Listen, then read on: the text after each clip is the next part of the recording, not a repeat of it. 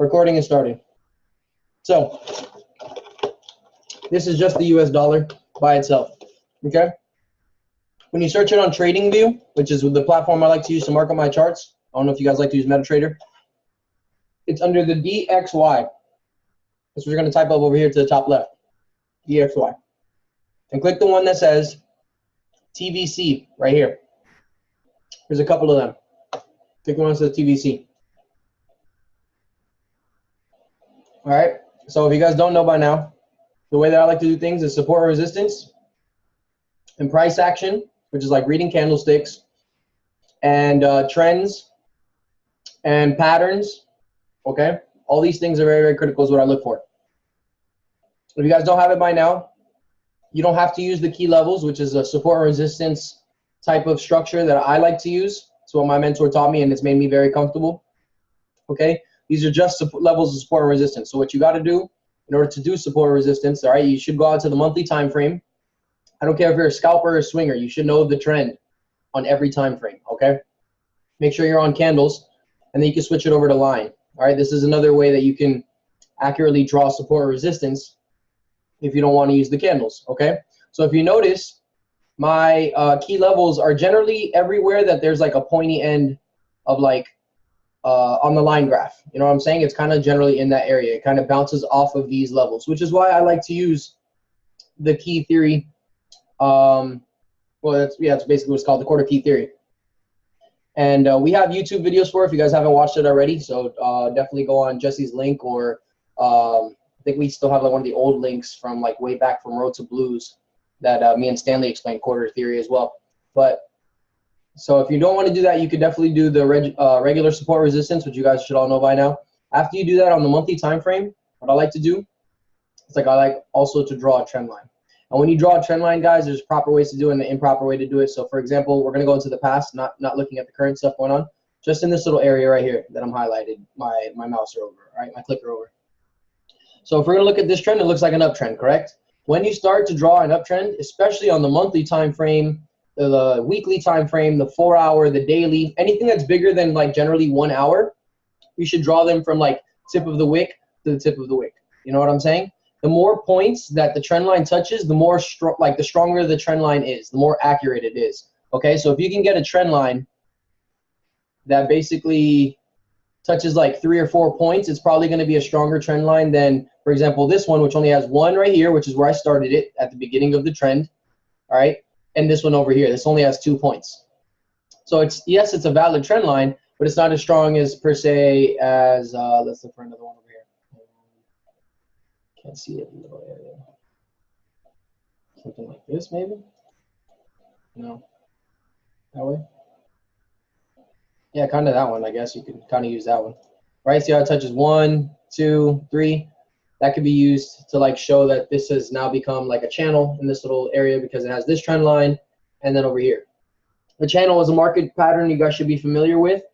It basically indicates that like things are like tightening in the little area, like a certain level of support resistance is being met there that are not necessarily defined by the support resistance, but more like by the trend lines. And it shows that it will get squeezed into a certain point and eventually it should break out in either direction. So you'll just generally notice which side it favors. And the main reason why this broke to the upside is because the major key was acting as support. So there's like a whole bunch of different things that you need to take into account when you're making an analysis on a trade. You can't just see that it's uptrending and then just try to go in for a buy. You know what I'm saying? So once you learn how to draw proper trend lines, or you guys should know how to draw proper trend lines and stuff like that, we're going to draw a trend line on the monthly time frame. This is what I like to do. So even if we got to do, let's see if we can get a trend line going from here.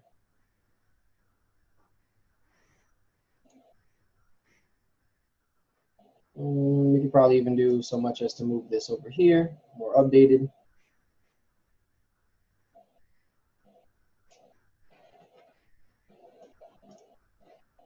All right, and then we see something going on over here.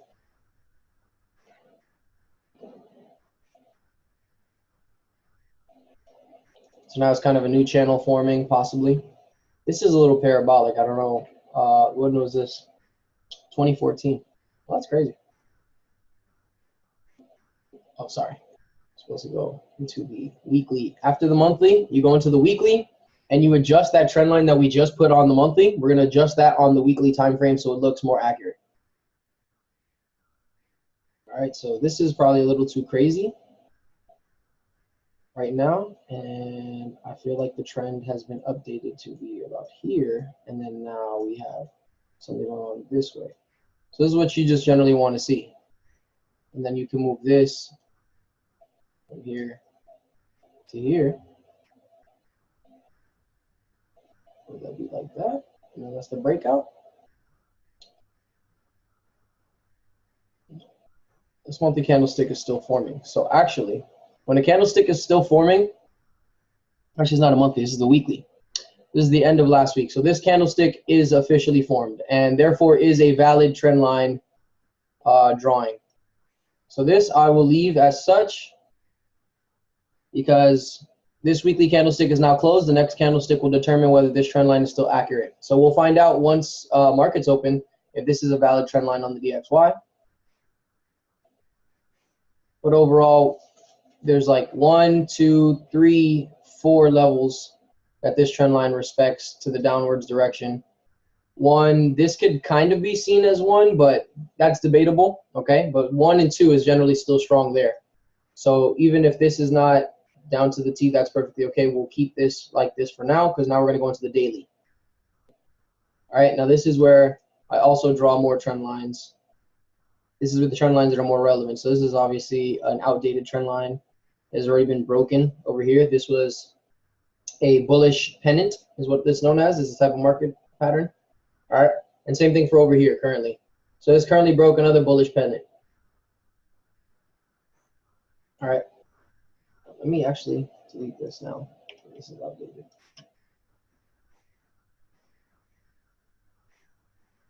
All right, so without looking at the blue boxes, and you know, I'll delete them.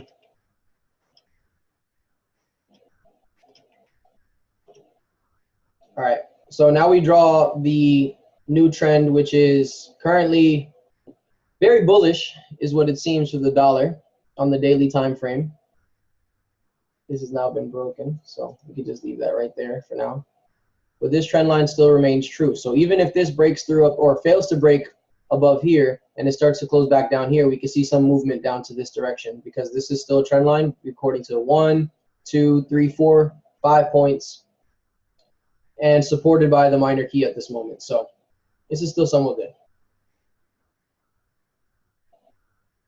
Yeah. Once you're on here, then you go into the 4-hour. Draw some more trend lines, of course. Trend lines are major right now. All right, and you can start doing this.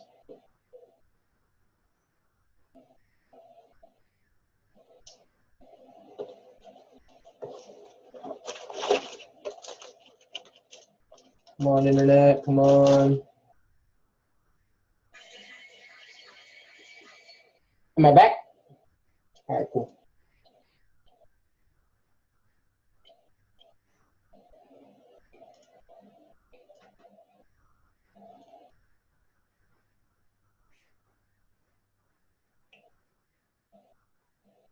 So look, we still see more market patterns and upon market patterns.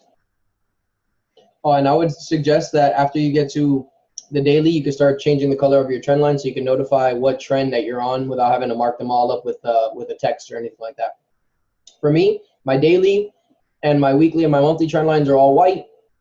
My 4-hour is like a lavender type of color, and my 1 hour you'll see now is the smallest time frame which I draw trend lines, by the way, is the 1 hour.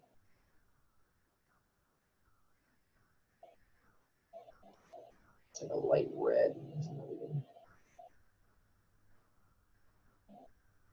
So the strength of the trend lines is determined by the time frame in which you draw them. Okay, so a daily trend line is probably going to be stronger than a weekly. I mean, not a weekly. Sorry, an hourly trend line. So you'll notice that these hourly trend lines tend to get broken. That's not even valid. These hourly trend lines tend to get broken much more, as you can see right here, by my 4 hours still being disrespected and my daily. So this looks like, even if we extend it outwards, we can get a possible retest.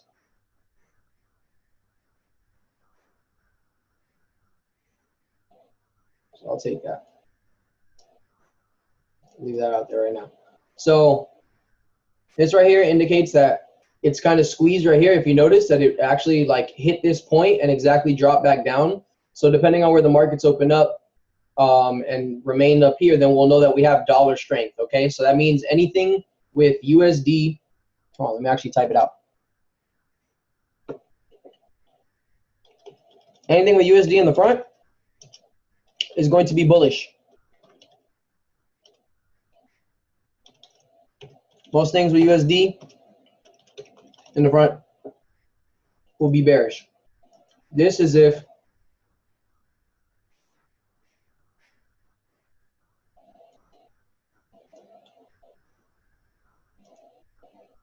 this does that. All right, the opposite is true if the dollar goes down.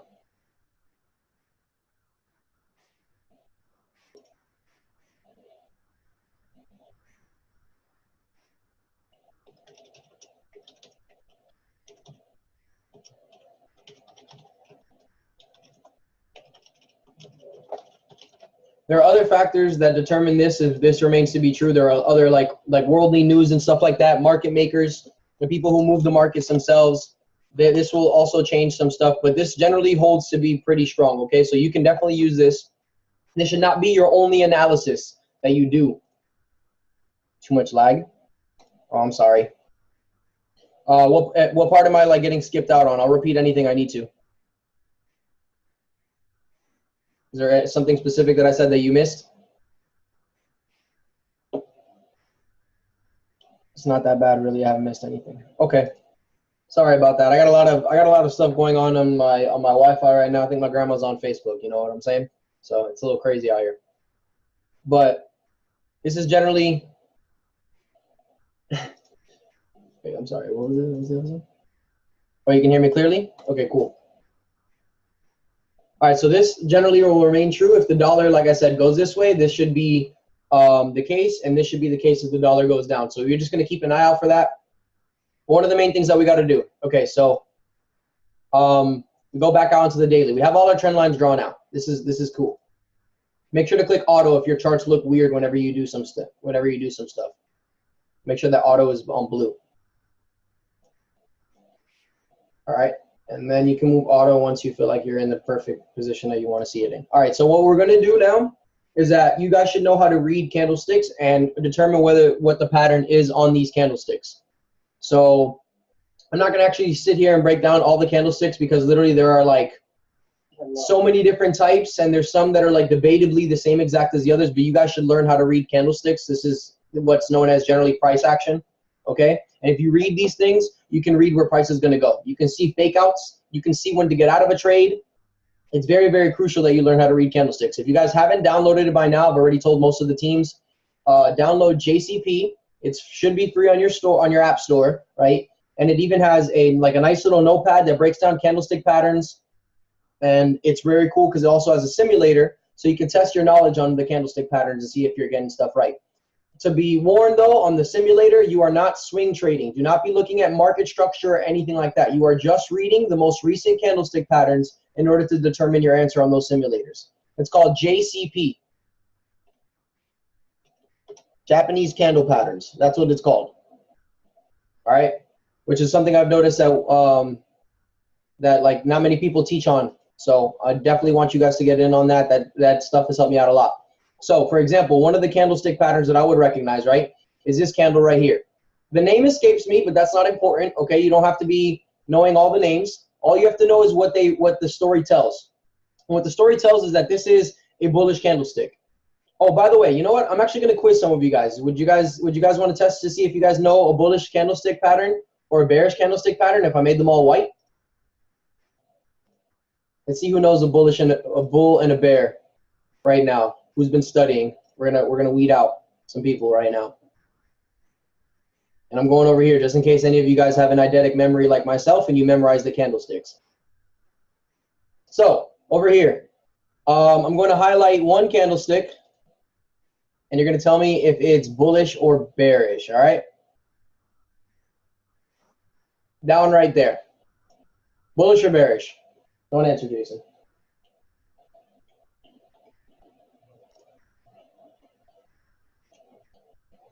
Willow says bearish. Anybody else? Got a guess?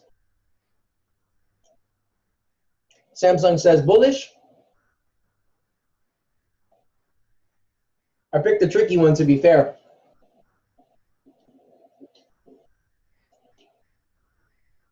Isabel Samsung. Mott says young bull. Okay. All right. Are you sure you guys are not all the market makers? You guys be plotting against me? Is that what's going on over here? You guys all know everything? It's bulls. It is a bullish candlestick. All right, the way that we know it. All right, there's two ways. There's two ways that we can know it. One, we can highlight over the candlestick, right? And TradingView does so nicely to tell you what the values of the candlestick are. If you look to the right of the name of the currency that you're looking at, it tells you the O, the H, the L, and the C.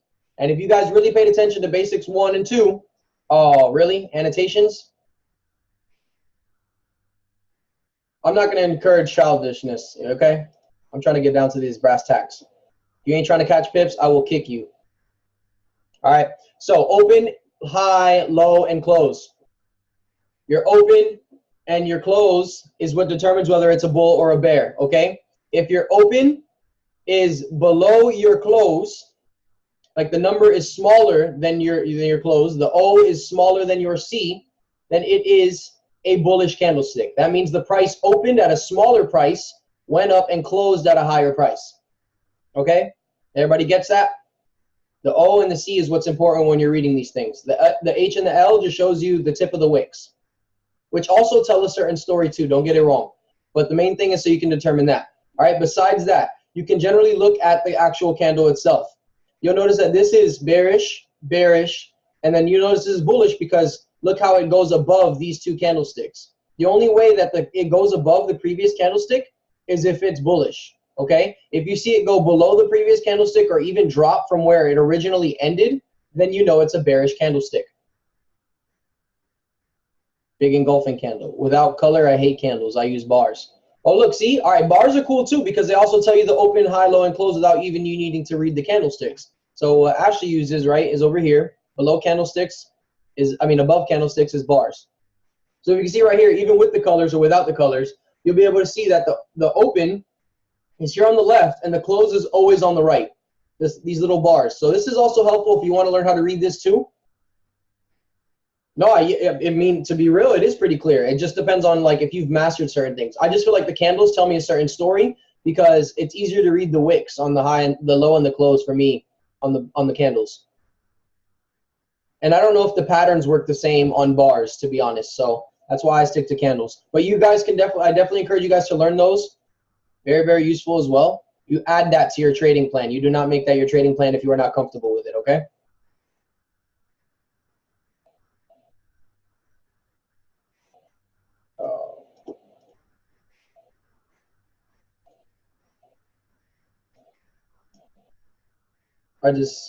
Yeah, okay. I just see white candlesticks. Am I the only one who doesn't see highlighted candlestick? I just see white candle. You didn't see the one that I highlighted that was blue? Is this one right here? Is the bullish one? I put a little blue circle around it. All right, so you guys generally know how to read candlesticks. That's good. Okay. So once you guys learn the candlesticks, you guys learn the patterns, okay? So for example, even though this candle right here is red or bearish, all right, when you see such a heavy body and a wick to the downside, you know what I'm saying, followed by a bullish candle that also has a heavy wick to the upside and a big body on the bottom, this shows me that it's a pattern of like not only a fake out for the people here who are trying to continue this sell, but it's also a reversal pattern. These two in combination literally show me that the bulls are now controlling the markets. The bulls kept it the price here, right? And the bears try to push it downwards.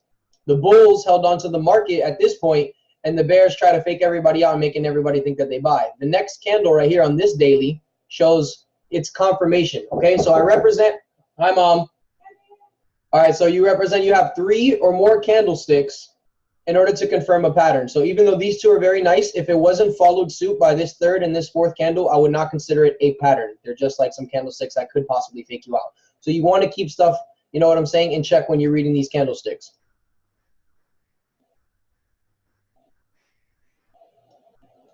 So for example, these candles in conjunction 1, 2, 3, like this triple top is like to fake people out, make it think it's going downwards, but in actuality, it shows that the bulls are really trying to push it upwards. Think of this like a video game, guys. Like you're really just picking sides on whose team you want to be on. Do you want to be a bull or do you want to be a bear? You know what I'm saying? It's like the NBA Finals and you got the Bulls versus the Bears. There's not even a team called the Bears. We got the Grizzlies, right? But still. Oh, yeah. That's like, you know what I'm saying? Just think about it like that. So just see who you want to side with, and then you're clicking buy if you're a bull, and you're clicking sell if you're a bear. Straight up. So learn how to read these candlesticks on the daily and the 4-hour. Very, very important to read the candlesticks to know what stuff's going on for swinging. Okay? If you're trying to swing stuff, definitely want to use 4-hour and daily candlesticks. You get entries on the 1-hour candlesticks. Okay? So for example, if I wanted to like let's look at this harmonic pattern that I drew up. I'll teach you guys harmonics on another call specifically if you guys want to learn how to do harmonics. I know there's also like some like misconception about that. So for example, besides, you guys should also know how to use generally a Fibonacci retracement tool. So one of the things that I use for take profit on a harmonic pattern is I use a Fibonacci retracement. You start from the D point and you drag it out to the C point. All right. The target profits, the take profits, all right? The 78.6 line, take profit 1. The 61.8 line, take profit 2. And either 38 or 23 for a take profit 3. Depends on how comfortable you are. You can, mind you, these lines are just guidelines. If you notice, they don't hit the points exactly. You guys can pick points in between here. You guys don't have to rely on such even numbers. I'm also going to put you on a little secret since you guys took your Sunday afternoon to come on game with me right now. The banks, right, I've been learning how they trade. This is one of the main people we trade against, right? They like to stop loss on people that use 5s and 0s as their ending numbers. So I'm going to put you on game to use 3s, 7s, 2s, and 8s for your micro pips. You guys don't want to get stopped out and get shit like, oh my God, I missed my entry by a micro pip. It's because you keep putting 0s and 5s. The banks purposely miss your entries, purposely miss your take profits, and purposely hit your stop losses with these numbers. So there you go. It's a little nugget that I learned recently. Definitely utilize that. And at the end of the day, like I said, these Fibonacci's are guidelines. These are not precise points. So just keep an eye out for that, and you can definitely use this stuff, you know what I'm saying, to get a good take profit zone. But at the end of the day, you want to read these candlestick patterns. This candlesticks right here is a bullish doji, right? Yeah, it's a hammer. Exactly. It looks like a hammer. Well, the hammer could really be at the top. There's a wick on the top, so maybe it's more like a dragonfly. That's a dragonfly doji. That's the name of the doji. It's a doji is really a big wick candlestick with a small body. Nuggets getting dropped all the time when I get on a Zoom, bro. All the time when I get on a Zoom. That's what I hope for. All right, followed by bullish engulfing. These two right here is a small, like you don't need a candlestick pattern that's 3 or 4. There are some candlestick patterns that are like 2, literally, okay? But I would recommend that stuff for more advanced. If you're not more advanced, then stick to try to getting 3 candlestick patterns in a row. But this right here, these two next to each other, a butterfly and a bullish engulfing is super confirmation that that stuff is going up. So if you didn't already take profit at the 23.6, mind you, you can't really trade the DXY, but if you didn't take profit in this area for whatever sell that you were doing on any USD pair, then you know what I'm saying? Then you should have gotten out of there. So after you're done with the DX, how do I get rid of this damn drawing? I feel like I can't. How do I erase it? Clear all drawings. Oh, thank you. All right, let's get it. So another thing too, like I said, patterns. So learn when these channels break out. Not everything is going to be so clean to give you such a retest like this, or you can get back in for the buy. All right, stuff sometimes just straight up breaks out.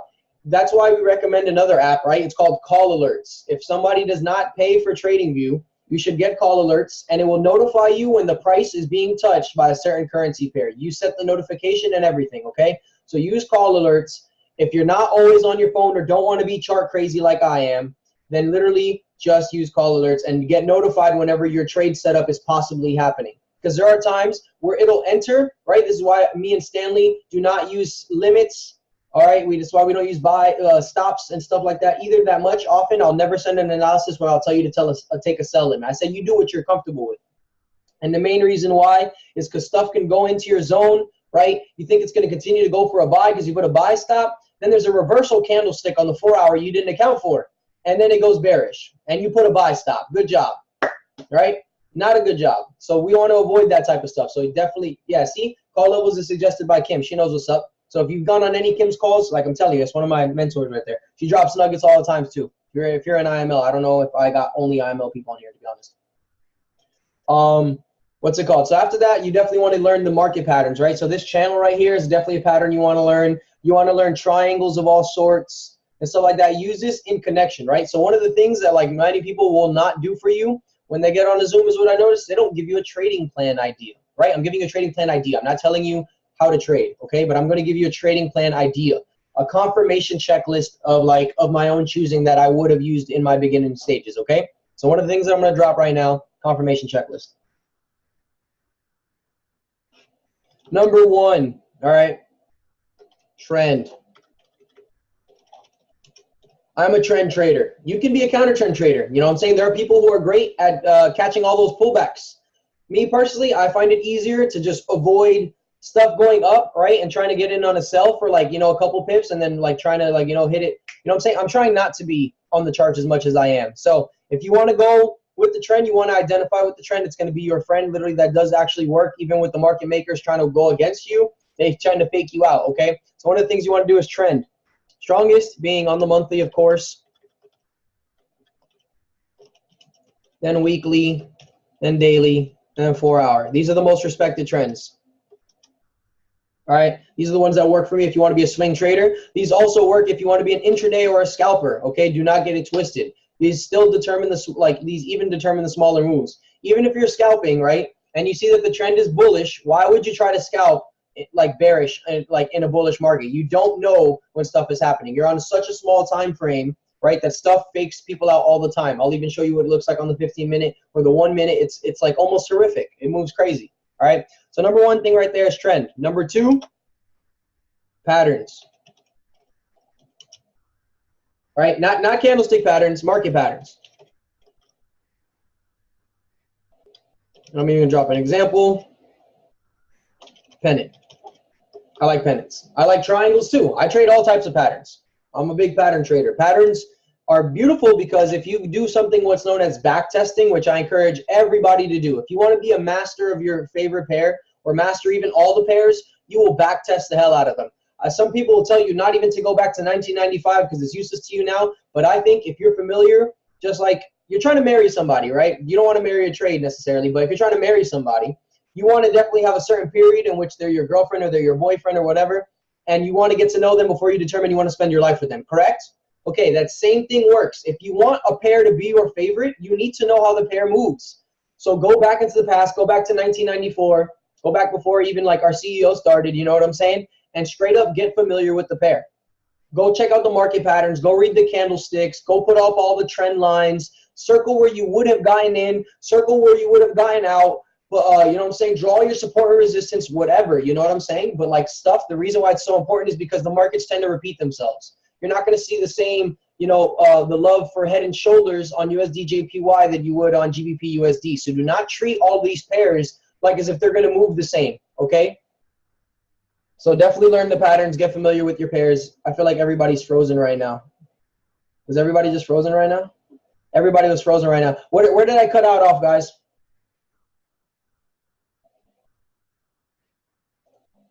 Last 2 minutes? Oh my God. I cut off for the last 2 minutes? Oh, no, okay. All right, so some people got 1994. It's fine now. Okay, so basically just get familiar with somebody. Like just like how you want to decide whether you're going to marry somebody, you got to know somebody. Just do the same thing with your trades. Go back into the past and literally mark it up like a subway. If you guys know what subways look like with the graffiti and all that stuff. Just about 30 seconds. Back testing. Yeah, back testing is majorly important, okay? I cannot stress back testing enough. It helps like major. All right? Combine all your techniques into your back testing. You know what I'm saying? Like, and honestly, another thing too, I don't really care if you want to use indicators or not, but like literally make it a point to only use ones that make sense to you. All right? If you see that in like some pairs, the combination of like the MACD and the RSI and the what else do we have over here? Ichimoku clouds, and if that all does not like, you know, confirm every time you make a move, like that strategy does not work. It only works on certain pairs if that's the case. You know what I'm saying? Focus on the pairs that it works on. So don't try to make every strategy work except for the one that works for you. All right. So what I've noticed, like some of the best traders will even tell you they don't even really use indicators. I don't know if you guys noticed, I have indicators and I have them blinded right now. I try not to use them until like the end of my confirmation checklist, which I'll literally write on here right now. I think I just froze again. This is so annoying.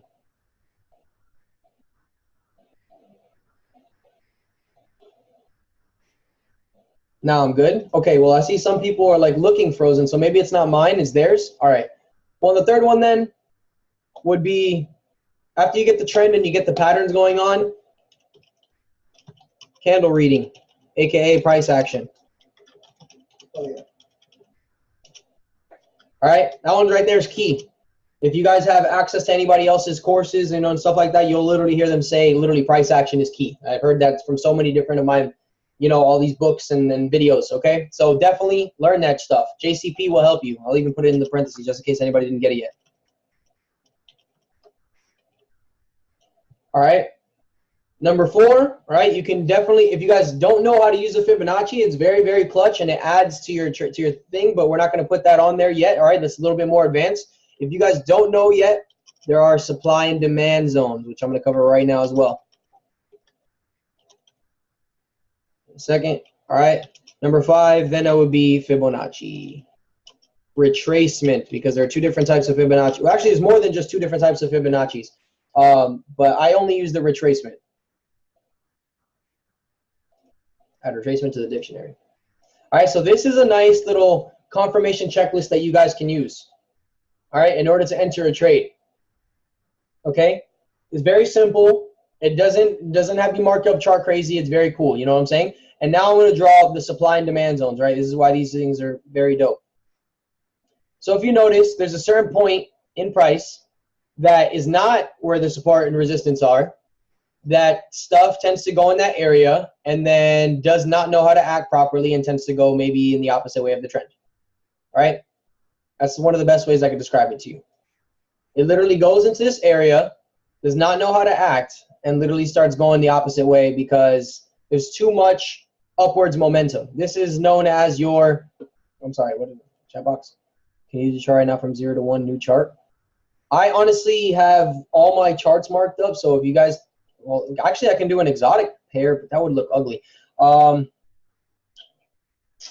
right, hold on. Let me see what I can do over here. I'm gonna use another exchange. But let me finish the supply and demand really quick, and then I'll go on to another exchange that doesn't have a marked up chart. All right, so this basically means that it's been going up too much at this point, and the market makers are trying to push stuff back downwards in order to make you guys think this is bullish. Like anybody will see this as a triple top or this is a double top and take the ride back down, which you would have been right. But would you have known where to take profit if you didn't have your trend line, right? What do you mean by X pendant? I froze. Oh, X means is short for example. That's a type of market pattern that you should recognize. Yes, it's a patron. But supply and demand zone. Sorry, I'm getting distracted, guys. So when it's up in this area, right, there is a lot of supply and not enough demand. So it's going like basically way too high, way too fast, and it needs to correct itself, right? So then we have also our demand zones, which are basically the opposite. You have way too little and people need more of it, so they're buying it. So if you notice in these 2 key areas, right, they're not at the key level, but they tend to go in this area, play around a little bit, and then bounce completely in the opposite direction. These are what's known as supply and demand zones. These are different than your support or resistance. You can add them as support or resistance if you'd like, but I feel like this is a little bit more useful because then you see stuff like this break through your support, or I mean your resistance, and you'll be tricked into thinking that it's going to start going upwards if you're reading the wrong candlestick. You know what I'm saying, guys? Like, for example, this candlestick actually is very bearish, so this would have shown you that this is going to be a reversal. Followed by this strong one right here, absolutely. This little conjecture right here would have definitely been like, sell it.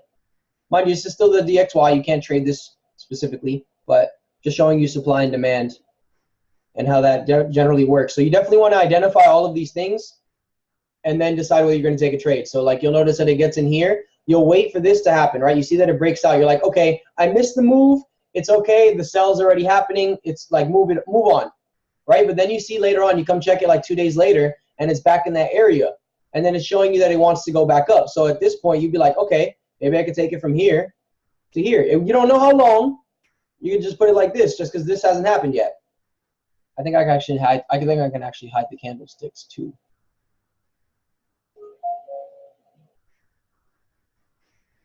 Oh no, that's not it. That's ghost feed. That's not what I meant to do. Oh man, this is horrible. What did I do? How do we get out of this? Oh my. Oh, cool. All right, got it. So, that's not it. All right, well, I'll figure out how to close the, like hide the candlesticks at a later point. But at the end of the day, you'll basically see that when it enters a level of supply, you'll literally buy it. And when it enters a level of demand, you'll sell it back down. And when you see it's in a level of supply, you buy it back up. And then right here, you see how it like straight up did not even stay in this area or like show that it's going to go back down? Right there shows the buy. So once I see this candlestick confirming that it's not going to go, boom, I would have known that the dollar is going to gain strength randomly on Friday. Greatly amused. Sorry, guys. Yeah, it was a little technical difficulties. But yeah, so you see, like, you don't have to complicate all this stuff. You know what I'm saying? Who cares how long it takes for you to get in your area? The whole point is for you guys to have confidence in your analysis and just let it play out. If you really want to learn how to turn 25 pips into 250 pips, straight up, stop watching your phone. Like, literally put a call alert when you're ready. You know what I'm saying? Leave it alone. Just trust in your analysis. Another thing, too, is that, like, if you want to check out on your phone, give yourself a certain time that you in the day that you do that. Like me personally, now I'm trying to get a whole schedule going where I don't check my charts. I like checking the charts from 5 in the morning till about like 11 in the morning. I found that in between London and New York session is the best entry for swing trades because it is the calmest markets. The craziest markets are London session. So if you're really good at scalping or if you want to catch major crazy moves, then for sure that's what you want to stay up and do, and like that's fine. I'm trying to knock that out of my thing. I like being nocturnal, don't get me wrong, but I'm shifting my sleeping schedule according to my trading plan. What's more important, right? Catching these pips or like sleeping at the right time or whatever the case may be. It's up to you what you prioritize. If you guys can't trade certain things because you have other obligations, that's why we have the call alerts for. If you can just wake up and place a trade and then go back to sleep, I've seen people do it all the time. You know what I'm saying? If you can get up to go get a glass of water, you can get up to make a trade or take one out of profit. Think about it like that. You know what I'm saying? So can you screenshot this and post it on the Telegram chat, please? Yeah, actually I can. That's actually a good idea. I didn't think of that. Perfect. I'll move this way. Make this smaller. All right, cool.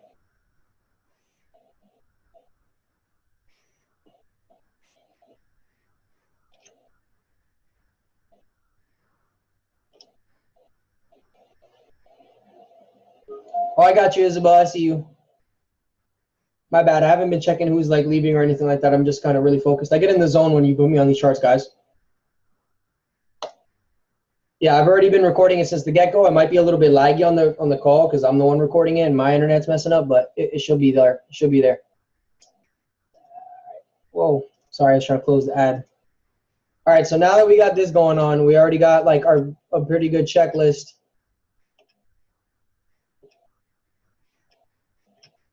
of things to look out for on the DXY, right? We see that the DXY is being rejected right here. So what we're going to wait for is we're going to see if it breaks out and cleanly goes up that way. Then we'll know that, like I said, the USD pairs will be going up. Anything with USD in the front will be going up. Because I don't know if you guys know how like Forex really works, but if you guys haven't seen an opportunity call where we're talking about like something like this,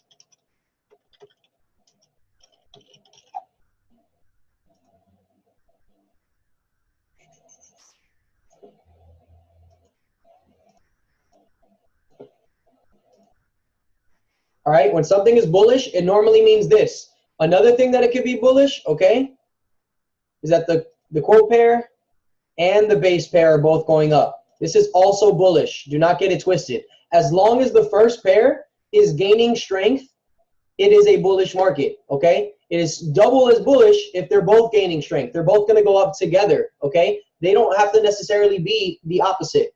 One does not have to go down for the other to go up. All right. And I will also drop you another nugget right now too, because I'm feeling like in a great mood today.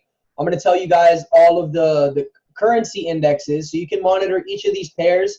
Each of the currencies by themselves. If you guys haven't gotten it by now. Dakota will be on all night. Yeah, no. This is a 24-hour Zoom too, but don't play yourself. I'm not going to do that right now.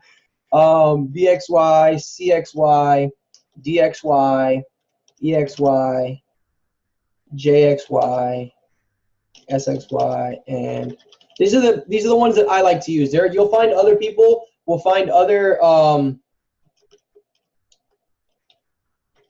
you'll find that other people like to use other indexes, and that's perfectly okay. But if you guys want to use what I'm using, this is what I'm using. I'm even writing the currency down. This will be in the chat box, so definitely just copy and paste that. I'm putting this in the chat box.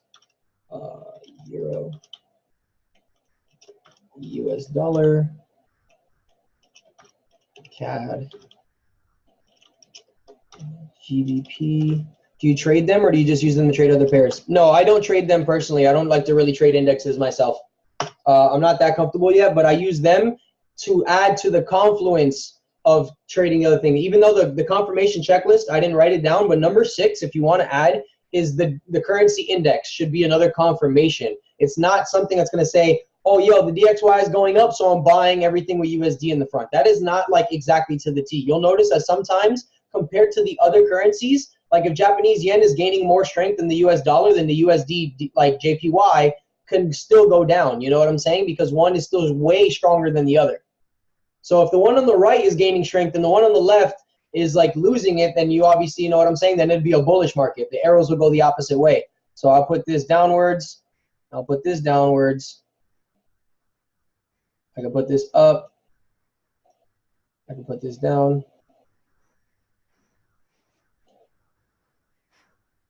And then this is the same thing for a bearish market. I'll organize it now so it looks cleaner.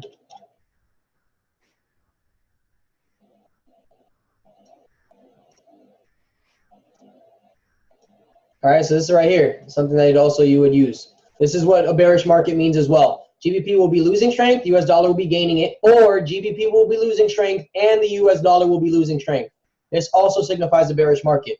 Once you guys understand how this quote versus base currency pairs work, you'll be able to learn pair relationships, okay, correlations, right? Besides looking at the world economic stuff, like not getting too much into like school stuff, right?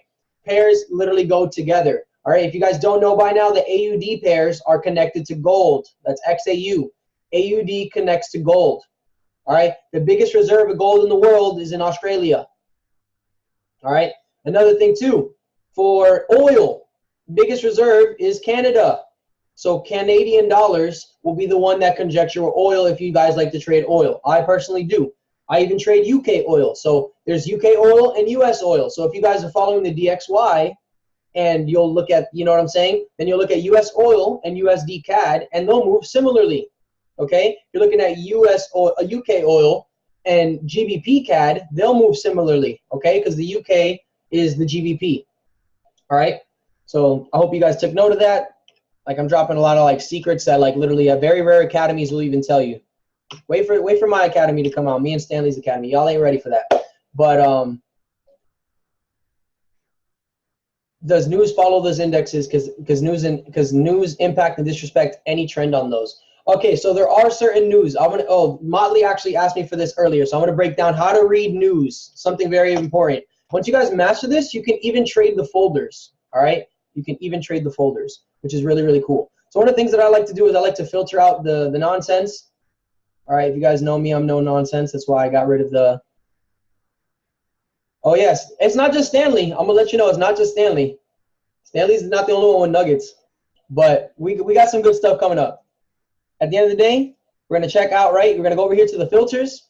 We're gonna go to the next coming week, right? So we got August 13th to August 17th. That's what I'm gonna put. Apply the settings. All right. Over here to the top right. This is on Forex Factory. I don't know which news outlet you guys like to use for trading news. All right. So over here, I definitely highlight the red and the orange folders. These are the only ones that really impact the news that much. And mind you, some of these red folders are not even as high impact as you would expect. They will not literally make the trend reverse. You'll probably see like 1 or 2 candlesticks that will fake you out because the news made you think, oh man, the US dollar is going to be losing strength, but in actuality, you know, it's really not, because guess what? Donald Trump is surprisingly doing a really good job at getting us out of debt. We hate the guy, but you know what I'm saying? It's all good. Indexes. All right, cool. Perfect. I'm glad you got it. Good stuff, DD. Thank you for that. So over here, we trade these folders. The main folders that are really going to, like I said, that are really going to bother you are these red ones, all right? These are high impact folders. If it tells you the currency pair and what time and the date that it's going to drop. So you'll be able to pay attention to that. If you are trading a GBP pair and you feel uncomfortable holding it during the news, take it out before it hits Tuesday at 4:30 in the morning on EST. This is Eastern Standard Time. Okay, so just keep that in mind. All right, the way that you read these news, okay, there's a number over here. It says forecast. This number right here. You're going to pay attention to those numbers. You're going to open this manila folder that shows you the details. And you will read the usual effect. Everything else to me is irrelevant. I'm not going to lie to you. Everything else on this page right here and like over here is irrelevant. I'm going to read the usual effect, okay? That's right here.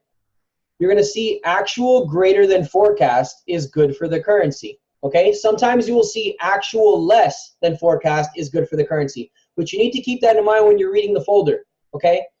So if you notice over here, the actual tab has no numbers. That's because this news hasn't dropped yet. If the actual number that literally comes out at 4:30 precisely a.m. Eastern Standard Time on Tuesday is any number smaller than 2.5%, you can expect the GBP to go down. Okay, whether it be a couple candlesticks or to continue the trend. I don't know what the overall trend is right now because we haven't looked at it together. I mean, I do know it off the top of my head, but we're going to look at it together. Okay, if you see the actual being less than the forecast, okay, and it says actual greater is good for currency, the currency will go down. Okay, if you see actual less than forecast is good for currency and the number is smaller, it will go up. Okay, the GBP pairs will go up. Anything with GBP in the front will go up. Anything with GBP on the right should go down. It's not so clear cut and dry, but remember, this is an additional confirmation. Add that to your list. All right.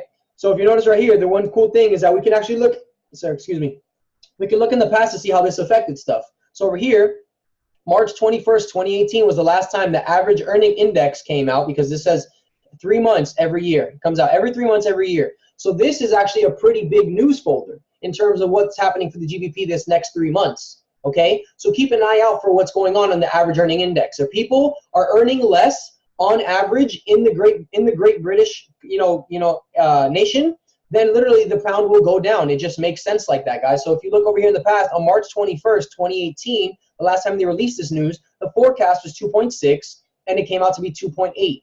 That means it's a good thing. People are gaining more money on average every 3 months, which is a good thing. So the currency went up according to March. We can even go probably to GBP USD and look at March and we'll see a spike up in price. Okay, so once you learn how to read these folders, you'll be able to trade these folders. There's even a scalping technique in order to trade these folders that I can share with you guys on another time when I'm finished making my video, and I'll put that in my course. Do not get it wrong. I'm not going to just teach you guys how to trade. I will teach you guys trading strategies and all different types of stuff, and it won't be just trading stuff, guys. All right, but I'm not going to get into that. I'm not trying to do that right now. The whole point is this trading. So we look at these folders, but no, they will not straight up impact the whole thing, okay? You just got to generally see what news is more important than others. Obviously, if it says yearly earnings for the USD, that's something that's going to affect the news for the whole year. If you see something that only comes out like once every month, it's like, you know, just shrug it off. It won't affect the overall trend of the markets. The market makers still move more stuff around just so you guys can get faked out. One of the techniques that they also use, another like little nugget right here, is they use specific news and they heavily embellish the impact in order to fake you guys thinking that the trend was going to reverse based off that news. Okay, so just always keep that in mind. You are literally, it's you against the market makers.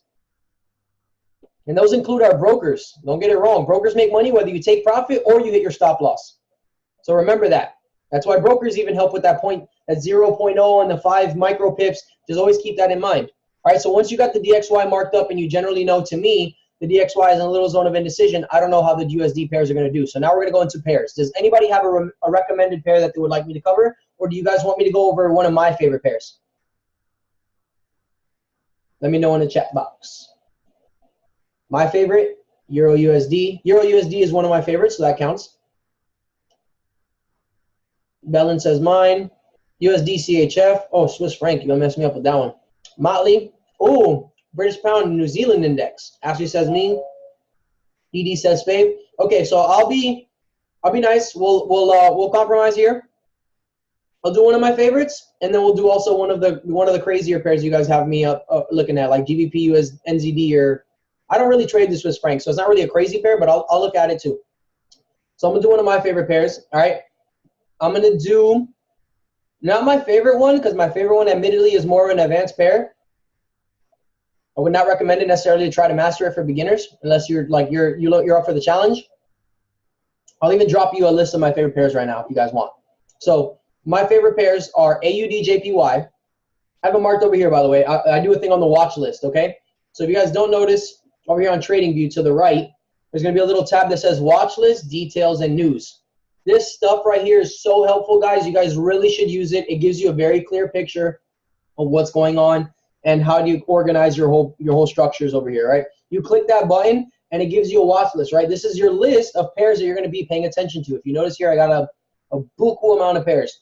But the cool thing about it over here, it tells you a general thing of technical analysis based off the day's range and a couple of indicators. So if you go on the pair that you want to go over, so let's say we're going over Euro USD, which, by the way, this red folder thing means that it's one of my favorite pairs. Means it's one of my favorite pairs.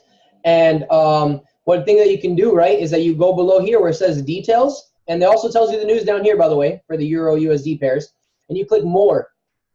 This right here is a very useful tool that I've added to my list, added to my list. Not something that I take trades off of, okay? Added to my list. So you go over here and it tells you the technical analysis summary based off of oscillators and moving averages. These are two different types of indicators. The oscillators that they use, okay? RSI, stochastic, they use all the ones that you guys use, okay? The robot on TradingView does it already. And it even tells you, the RSI tells you to buy. The stochastic tells you it's not sure. The ADX tells you it's neutral. The awesome oscillator, I never even heard of that. It tells you to sell. The momentum oscillator tells you to buy. The MACD tells you to sell. So stuff already is calculated for you. Same thing with these moving averages, no matter what number you use. Even an Ichimoku cloud baseline is also used in these moving averages because that's what Ichimoku clouds are based off of.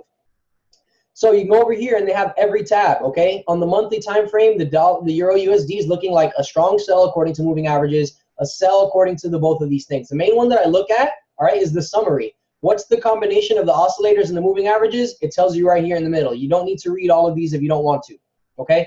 I look at all of them, the monthly, the weekly, the daily, the 4 hour. Look how it's already starting to change when I get into smaller time frames. The 1 hour, 15 minutes, 5 minutes, 1 minute. Okay, so the 1 minute is telling me it's a buy, but every other time frame is telling me it's a sell. What do you guys think I'm going to believe?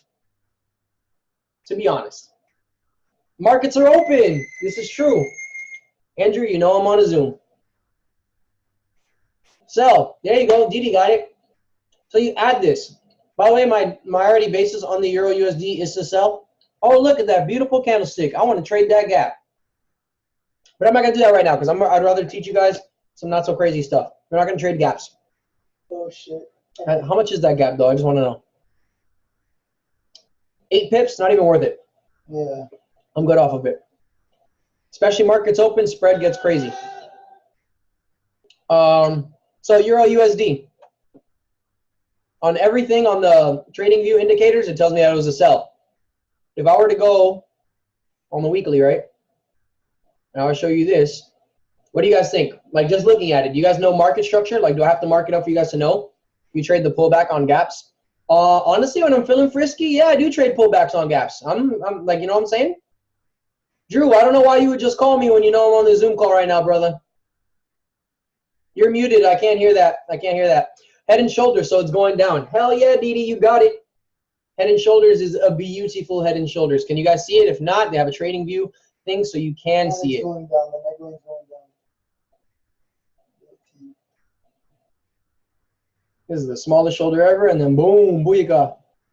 Straight to the floor. See, head and shoulders. Left shoulder, head, right shoulder.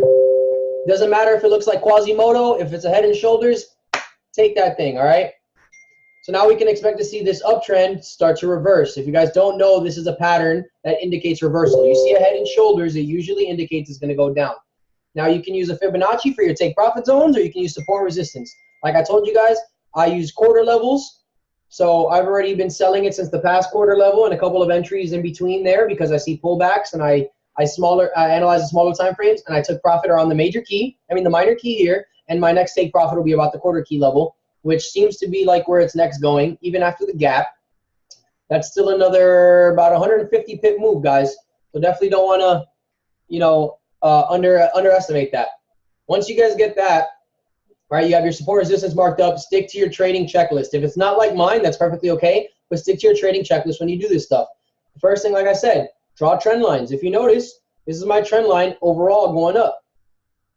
Ooh, hold on. Guys, this is something that has never been corrected. I think we found a potential take profit in the future for a USD sell. That has to be corrected. There's no empty space in Forex, people. So if you see a gap like this on the weekly time frame, then, you know, it's getting real out here.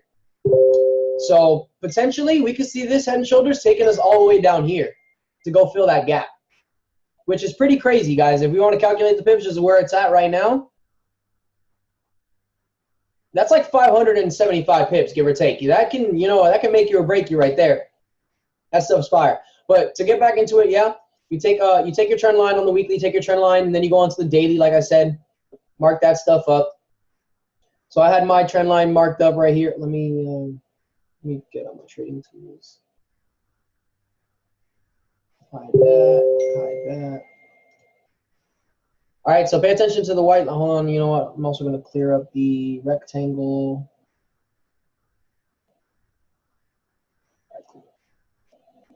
All right, so now that you guys got this, you draw your trend line. So if you notice right here, this is a pattern that you guys should be familiar with. This is this could either be seen as a wedge, or if you draw at the tips, it could be seen as a triangle.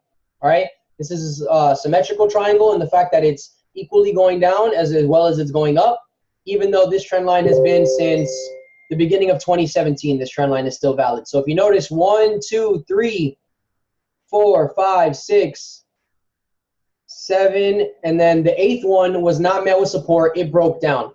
After 7 literally levels of support at this level, guys, that's a very, very strong trend line. You do realize when this thing got broken, like, it's like for sure, Euro USD is like, you know, pardon my language, is going to hell. That shit's going down. Like, to be real. Man, I'm about to board the plane. Can I have the recording later on? Of course, Lucas, I got you. Safe flight, my brother. See you when you get back to MIA. But, so, yeah, once you see that this is a break of this pattern, guys, you guys know that this thing is going really, really down. Look at these 2 daily candlesticks. I was one of the very few people that saw this sell, too. I remember I saw on social media some of my, like, best traders that I know were literally, like, buying Euro USD for, like, a longer-term thing. And, like, I was just like, I'm not seeing it. I swear I saw this breakout, and I saw this was being a retest before it dropped back down. I'll even explain how I saw it, too. But so far on the daily, I'm saying it broke the trend line, and that's where I saw that this was a great sell opportunity. USD JPY broke day one channel, expecting it to drop this week. Yeah, see, there you go. USD JPY is going down, but I know that USD CAD should be going up. So that's something. Oh, speaking of which, I got to go check my open trades. I left stuff open over the weekend. You don't always have to leave stuff over the weekend if you're not comfortable, guys. Oh, but it's so beautiful that I did. Let me tell you this. Let me tell you that this is major facts. Oh, wait, but also I also took a loss. So there you go. Something opened up and it hit my stop loss. And that's perfectly okay, too. Shrug it off. We learn from it. Make more pips later. So now we check this daily channel got broken, right? Now we're going into, like, you know, 4 hour. This is like when I start to, like, really get into it right here. So if you notice, I have my session breaks. This is helpful for intraday trading. I'm going to drop you off another little nugget right now, too. I'd like to use the trend line, right? A little small trend line, a little checkered one, and I draw the daily highs and lows. When a daily high has been broken, I try to buy it, all right? And when a daily low has been broken, I try to sell it. It's stuff that's very helpful for me. So, for example, let's look at it right here. So over here we have this forming lower highs and lower lows, except until it got to this little area. This day right here, the 19th of August. Then it got real.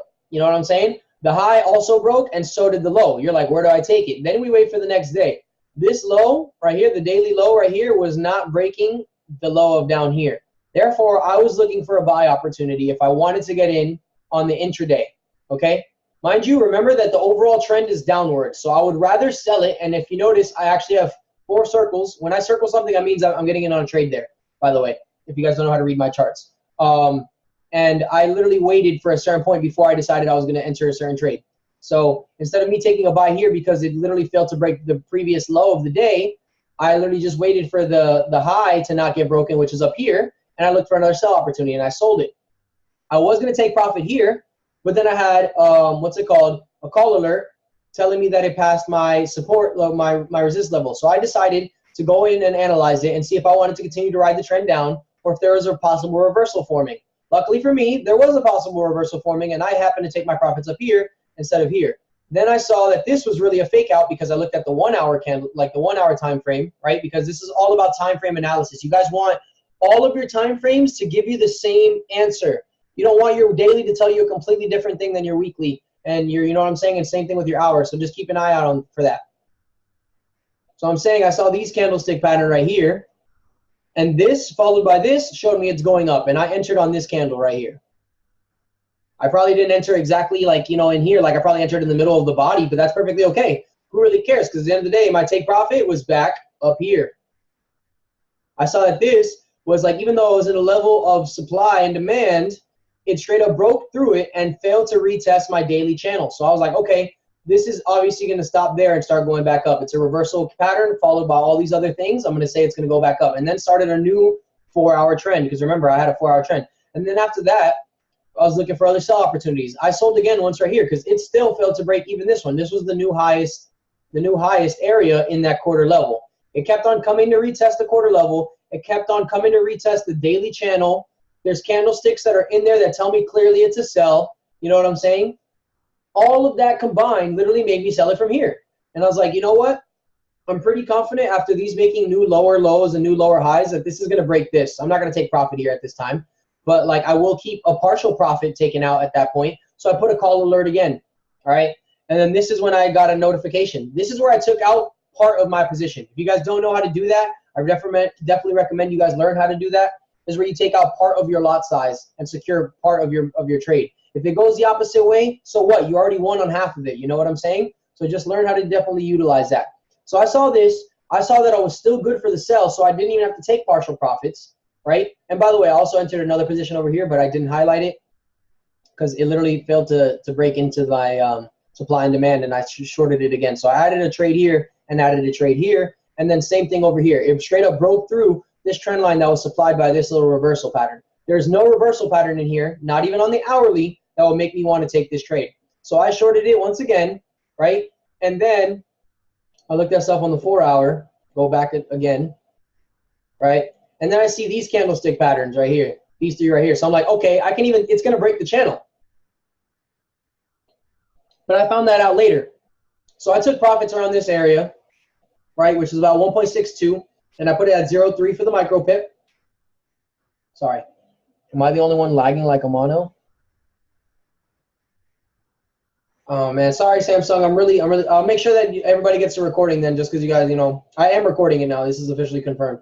So I got you guys if you weren't able to get the full thing or it's lagging on you. So the whole thing is that I took profits over here at this area, 1.62, and then I literally waited. I waited because once it breaks through the channel, I'm not sure if this is a fake out area, right? If this is the market makers trying to make me think that it's going to straight up sell for a while, or if it's going to come up and get you. So I waited. And then other people so happen to feel the opportunity to take a buy at this area over here. And that's perfectly okay. It's perfectly acceptable. I saw that move too. But did I want to take it? No. I'd rather take a bigger move. There's nothing wrong, though, with if you want to take, a quick, look, that's 75 pips, give or take. If you took it all the way up, that's 85. There's nothing wrong with that whatsoever. But me personally, I know the trend was down, and I'm going to wait for the sell. So while other people were longing it at this point, I literally pulled up all my drawing tools, which is where I'm going to bring out the other stuff, right? That's my supply and demand down there. Bring out my Fibonacci retracement, and there is a harmonic pattern. So besides the harmonic pattern, right, I drew a Fibonacci retracement from the high. Mind you, this is, let me just hide the harmonic really quick.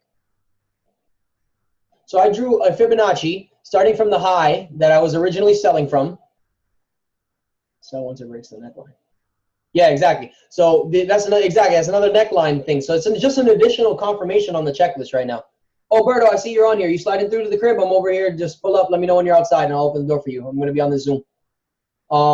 But so I drew my Fibonacci from the top of this point where I was starting to sell, right? And I dragged it out to the low that I was expecting it to go. So I put the low back at the level of supply and demand from the previous structure I saw over here. It's okay if you put, like, if you drag it out, guys, when you put it in your supply and demand. So just make sure to keep that in mind.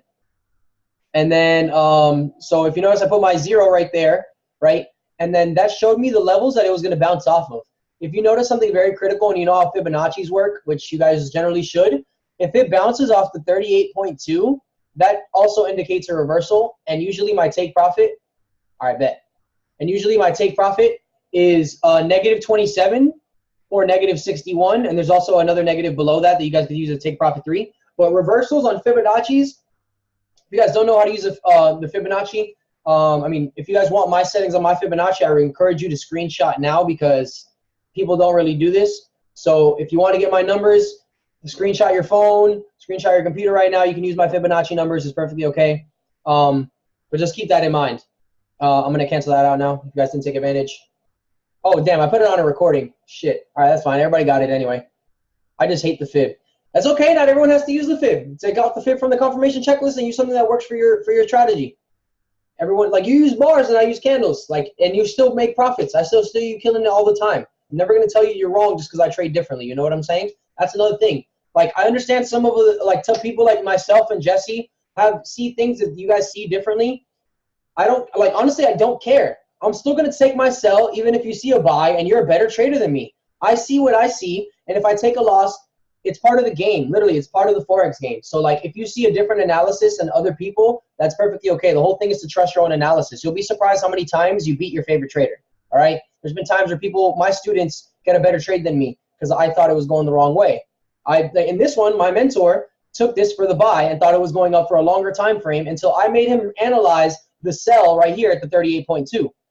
And mind you, one of the things that I also failed to recognize, when you're looking for something that's breaking through a level, right, you want a whole candlestick on the opposite end of the line that you're looking at, okay? What I mean by that, the way that I know that it did not break the 38.2 on my Fibonacci's is that none of these candlesticks bodies are on the upside of the 38.2. It did not break and close above my 38.2. Therefore, it is not valid. This is why I told people to start selling it. It never broke the 38.2, and it cleanly retested, and it even made people think it was going to go up by going back into the daily channel. This is what trapped the people who were bullish on it and got me into the bearish market, and I started seeing the sell opportunity. Did you learn all of these on IML? You are awesome. Honestly, I wish I could credit all of IML, but honestly, I cannot. As much I learned a lot from IML. Do not get it wrong. There are some good quality. There's good quality information. There's good quality instructors in IML. But everything I learned was not from that. Everything I learned is because I'm very research oriented, and I became almost chart crazy. And I wanted to learn every trick from every person.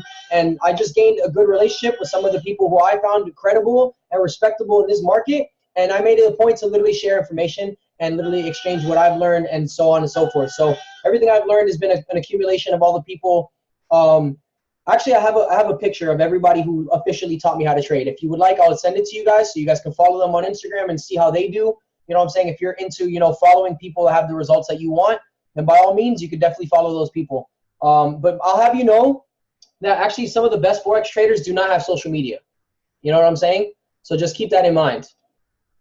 I'd see your Insta post about it. Yeah, so if you saw that and you didn't screenshot my Insta post about the people literally that, like, I learned trading from, then you literally slept out on like a good 15 gurus that would literally help you the hell out. And they all have different trading styles. They all, like, you know what I'm saying, explain things differently. Like, you know what I'm saying? Essentially, there's only so much shit that you can literally, like, sorry, pardon my language again. There's only so much stuff that you can literally, you know, take away from this market. There's only so many tools that you can literally add onto these charts that will literally make it a clear picture for you guys. So sometimes you'll realize that simplicity is key. Some of these people, I mean, I don't want to even call out any names, of course, are charging hundreds of thousands of dollars for a course that, like, essentially is just them charging you for accumulating the knowledge that is essentially out there. Because it is true. Just like that, they tell you, the internet is a plethora of knowledge, and you'd be surprised what you find on there. But what do you distinguish is, like, you know, good information and bad information. So that's why we have, oh, my IG @ that's Tune the Trader. Tune the Trader. Yeah, everybody follow me. I follow back. I'm nice. I know you guys are not. But yeah, the more chart time you put in, the better you'll be in trades and also anticipating future moves, experiences, everything, and don't overcomplicate the charts in trading, for example.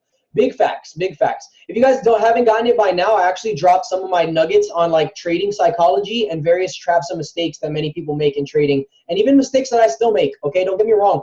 I may be very, very good, but I'm only as good as my mentors have allowed me to be and my work ethic allowed me to be, okay? There are stuff that I learned from people that you'd be surprised from, and you know what I'm saying? I still learn from my students, but you got to remember that you are essentially a student. I don't care how much I mentor you or I taught you. We're all like students together. I'm still learning together. I'm not even a year in this game, and I've been learning from people that have been so blessed to be in 3, 5, 9 years in, okay? So just always take that into account, apply, and like really just put into the chart time. I really can't even describe how much like just staring at charts for like a whole 7 months has really helped me the hell out. I'm actually on my 8th month right now, and I'm still staring at charts, and you guys think I'm some type of top trader. You know what I'm saying? I'll still be chart crazy.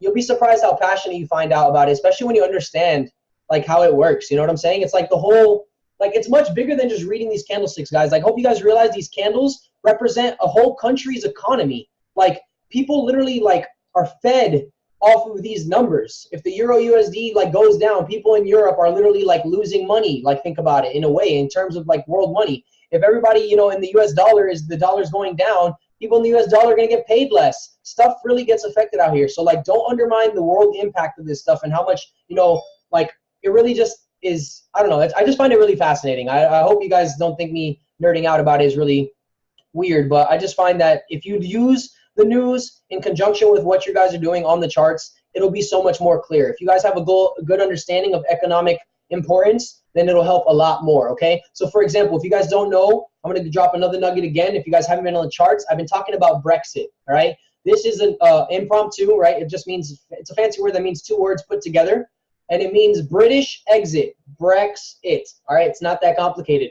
But what this basically means is that the Great Britain, oh, no, Andres. I hope you enjoyed it. I got the recording for you too. So, yeah, England. Yeah, you go. Ashley's from England, so he knows about Brexit. But probably like he's more on game than all of us, right? But so the England is literally leaving the European Union. The Great British Pound and the Euro are going to separate even more. So what that generally means, the Great British Pound and the Euro are expected to be losing strength. Not only against the Euro should be gaining strength against the Great British Pound, so Euro GBP should be bullish, okay? But Euro is also going down because GBP is a very big volume of how much the currency is really, right, and how much it's weighed, okay? And same thing for the Great British Pound. The Great British Pound is very backed by the European Union. So if they don't have each other backing each other, you can assume that both of those currencies are going to be losing strength overall. So the overall trend for Euro USD and GBP USD, for example, would probably be bearish according to that big piece of news. And this Brexit officially happens in March of 2019. It's been in the works, to my knowledge. I think England planned on leaving for like about 2 years now, if I'm not mistaken. So yeah, that's something that like really affects like a whole market. You know what I'm saying, guys? Yep, 2 years. Okay, so it's been 2 years, but there's so much paperwork and so much legality stuff that literally took like 4 years to literally like make it, 3 years to make it. You know what I'm saying? So just keep that in mind when you're really trading this stuff, because like although some news does not straight up, you know, cause a trend reversal, but it will literally help you in the trend, okay? So for anybody who was selling Euro USD and then heard about Brexit, you know to hold your sells. You can hold it till March if you wanted to. I'm probably not taking profits on like my biggest position on this till like, you know, March. I'm going back on the weekly now, guys. I'm going to drop another little, like a super swing that I have in my head right here, right?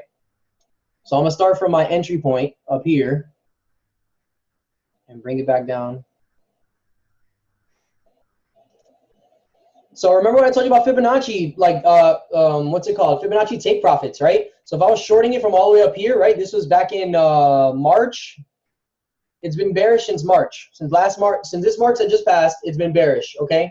And if you wanted to short it from up here and you wanted to take profits, 78.6 would have been one. And mine just on the weekly, so this is major pips, guys. Hundreds. 300 to the 78.6. Take profit 2, 68.1. 600 and something pips. All right, take profit 3. 1,200 pips, and you have been holding it from March, and it's like, you know what I'm saying, we're on our way there now. My overall thing, remember I told you I wanted to close the gap down here that we just looked at in this little area. Take profit 3, another take profit 3, which is the 23, is generally in that gap area. Is that a coincidence? Probably not. So like, you know what I'm saying? Euro USD looks like it's going long, like short for quite some time. Is it going to straight drop the whole way down? Absolutely not. There will be pullbacks. There will be drawdown.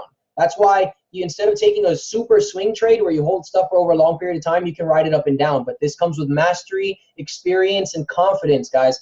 One of the main things I can't stress enough is the confidence of learning how to trade and being comfortable with taking losses or whatever the case you need to do. You need to learn these markets. You need to get familiar. Like, I may have been blessed to be learning as much as I've learned in the past 8 months, but don't get me wrong, the markets humble me real quick when I think I'm out here like I'm big baller. I am not no market maker. I like, you know what I'm saying? Like, I still have not retired my mom. I am not no crazy, like I'm not there yet, but I will be, because I know the impact of these charts and how they move. You know what I'm saying?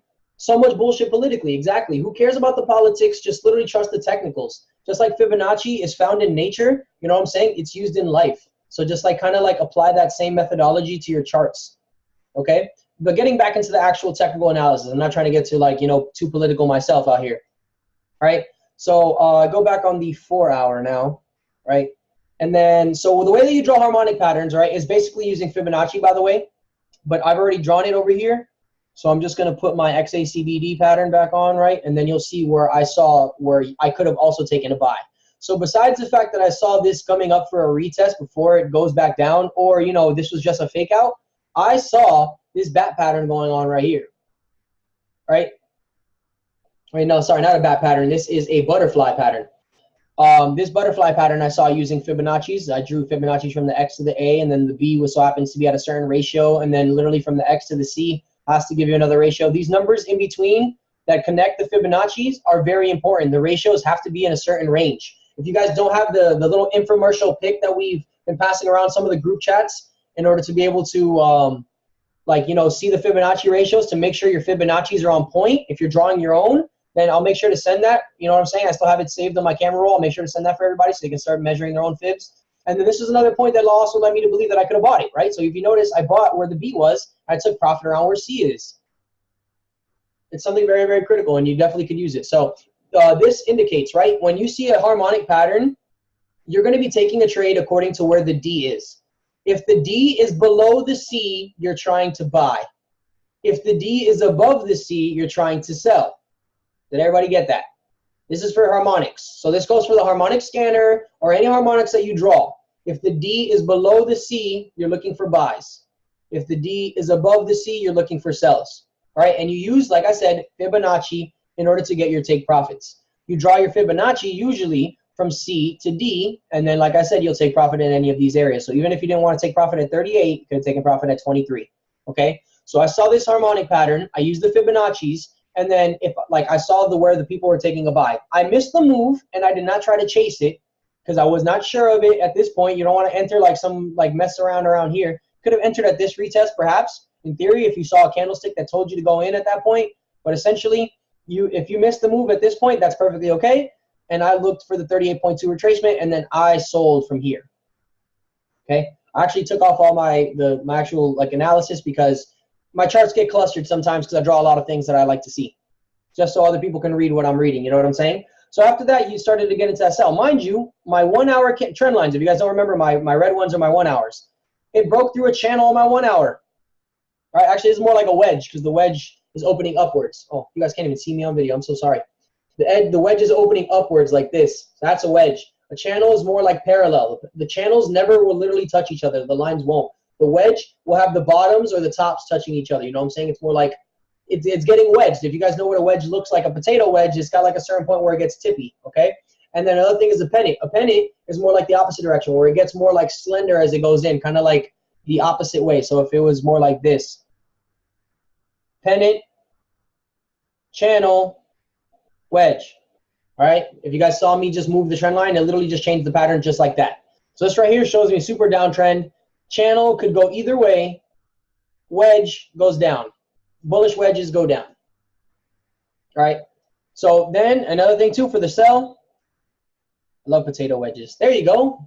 So just remember, even the chart patterns can be something that you like. Make it a potato wedge, and then be like, yeah, I like to trade French fries. Be like, what are you talking about? No, I'm just a weird trader. You know. So over here, if you would have sold where I sold, you caught 141 pips. And guess what? I caught it between a Thursday and a Friday. This is literally just this past week, guys. I have to actually go check it and verify. I'm pretty sure I'm still open in that trade. I'm not even gonna lie to you. I got too many different accounts. I honestly can't even keep up with how many trades I'm taking at this point. But it's lit out here, guys. I take different, by the way, the reason why I take different accounts and why I encourage people to actually do this too is so if you want to take people's signals, okay, whether live or demo, have it separate from your own trades. You need to monitor your progress. If you are constantly taking people's analysis and signals, you cannot check which trades are yours or not unless you have written them down. So if you don't have either a trading journal, then I recommend you to have 2 different brokers, 2 different accounts, 2 different demos. I don't really give a damn. You know what I'm saying? Whether live or real. Me personally, the confidence thing was a big thing for me. That was one of my trading flaws, and I never really used a demo account. I made a demo account 2 weeks ago that I used for 2 days, and I was like, okay, I'm ready to put this on live. And so happens, luck be with me and skill be with me that I've been winning with that strategy. But that's not the point. The point is you don't want to jump from demo to live too quickly. There's nothing wrong with even taking 6 months on demo, guys. Like I know some of the best traders took like a year on demo, okay? A year on demo just to like make, you know, hundreds of thousands of dollars on like a couple trades. Some of your favorite traders will literally be using demo and you won't even know it. They're practicing a new strategy and they're just showing it out there. Got like 4 accounts, all named for their respective trades. Live, demo, swipe, scanner. Willow, you just got like a brownie point. Remind me to like DM you a special signal or something. I'm just kidding. But no, that was really dope. Really dope. I like that. I like that. Out here selling bullish potato wedges. There you go. You're like, I don't sell potatoes. I sell bull wedges, baby. Who likes meat? I got you. I'm just kidding. All right, but I'm done trying to be funny out here, guys. I'm just trying to make it a little bit more entertaining than just staring at charts. All right, so get into it. Use the trading checklist that I gave for you. If you don't like Fibonacci, remove it. Put whatever indicator works for you, another indicator. The only indicator that I use, like, to be honest, even though I've been trying to use other ones to see if it works for me, the one that really, really sticks and marinates for me is the moving averages. So if you guys don't know the moving averages and the theory behind it, they're very, very cool. I'll even tell you my numbers. All right, so these are my moving averages, right? So everybody uses different moving averages, okay? If you use 8 and 21 or 8 and 18, like Q-Banks uses 8 and 18. Little nugget for you, by the way, because you'll ask him on his Instagram, and he'll tell you to go sign up for his course. But he uses 8 and 18, okay? I use 7 and 21. The days are not that off, okay? These periods represent days. If I'm 1 day off from like 8 days, and my moving average looks almost exactly the same. Same thing with 18 and 21. That's a 3-day difference. You think 3 days is really going to affect the price that much? Probably not. The reason why I use 7 and 21, my mentor taught me, is that 7 days represents 1 week. 21 days represents 3 weeks. Not every month has 30 days, so you do not want a 30-day moving average. Every month, though, does have 21 days, does have exactly 3 weeks. So that's why I use 7 and 21. Is it better to use simple or exponential? Okay, so the way that I learned from not only my mentor, but Stanley specifically, but also from the people at Astro Forex, right? Astro FX, like Sean Lee and Amon Knott, all right? They use the EMA, the exponential moving average, for their smaller one, which is their 7, and they use the simple moving average, or just the MA, right, for their 21. It's their longer one, their stronger one. Okay, and I even dropped a link for an article that explains the difference between an exponential and a simple moving average. If anybody is so inclined to be very technical and learn the difference as to why they are different, I'll drop the link again, not a problem. But generally, it's not too important. Just remember that the EMA is the smaller moving average. You can use both of them as EMAs. You know what I'm saying? They'll look very similarly. It's perfectly okay. Look, watch. I'll cover my 21, and I'll add a 21 EMA, and it'll look almost the same.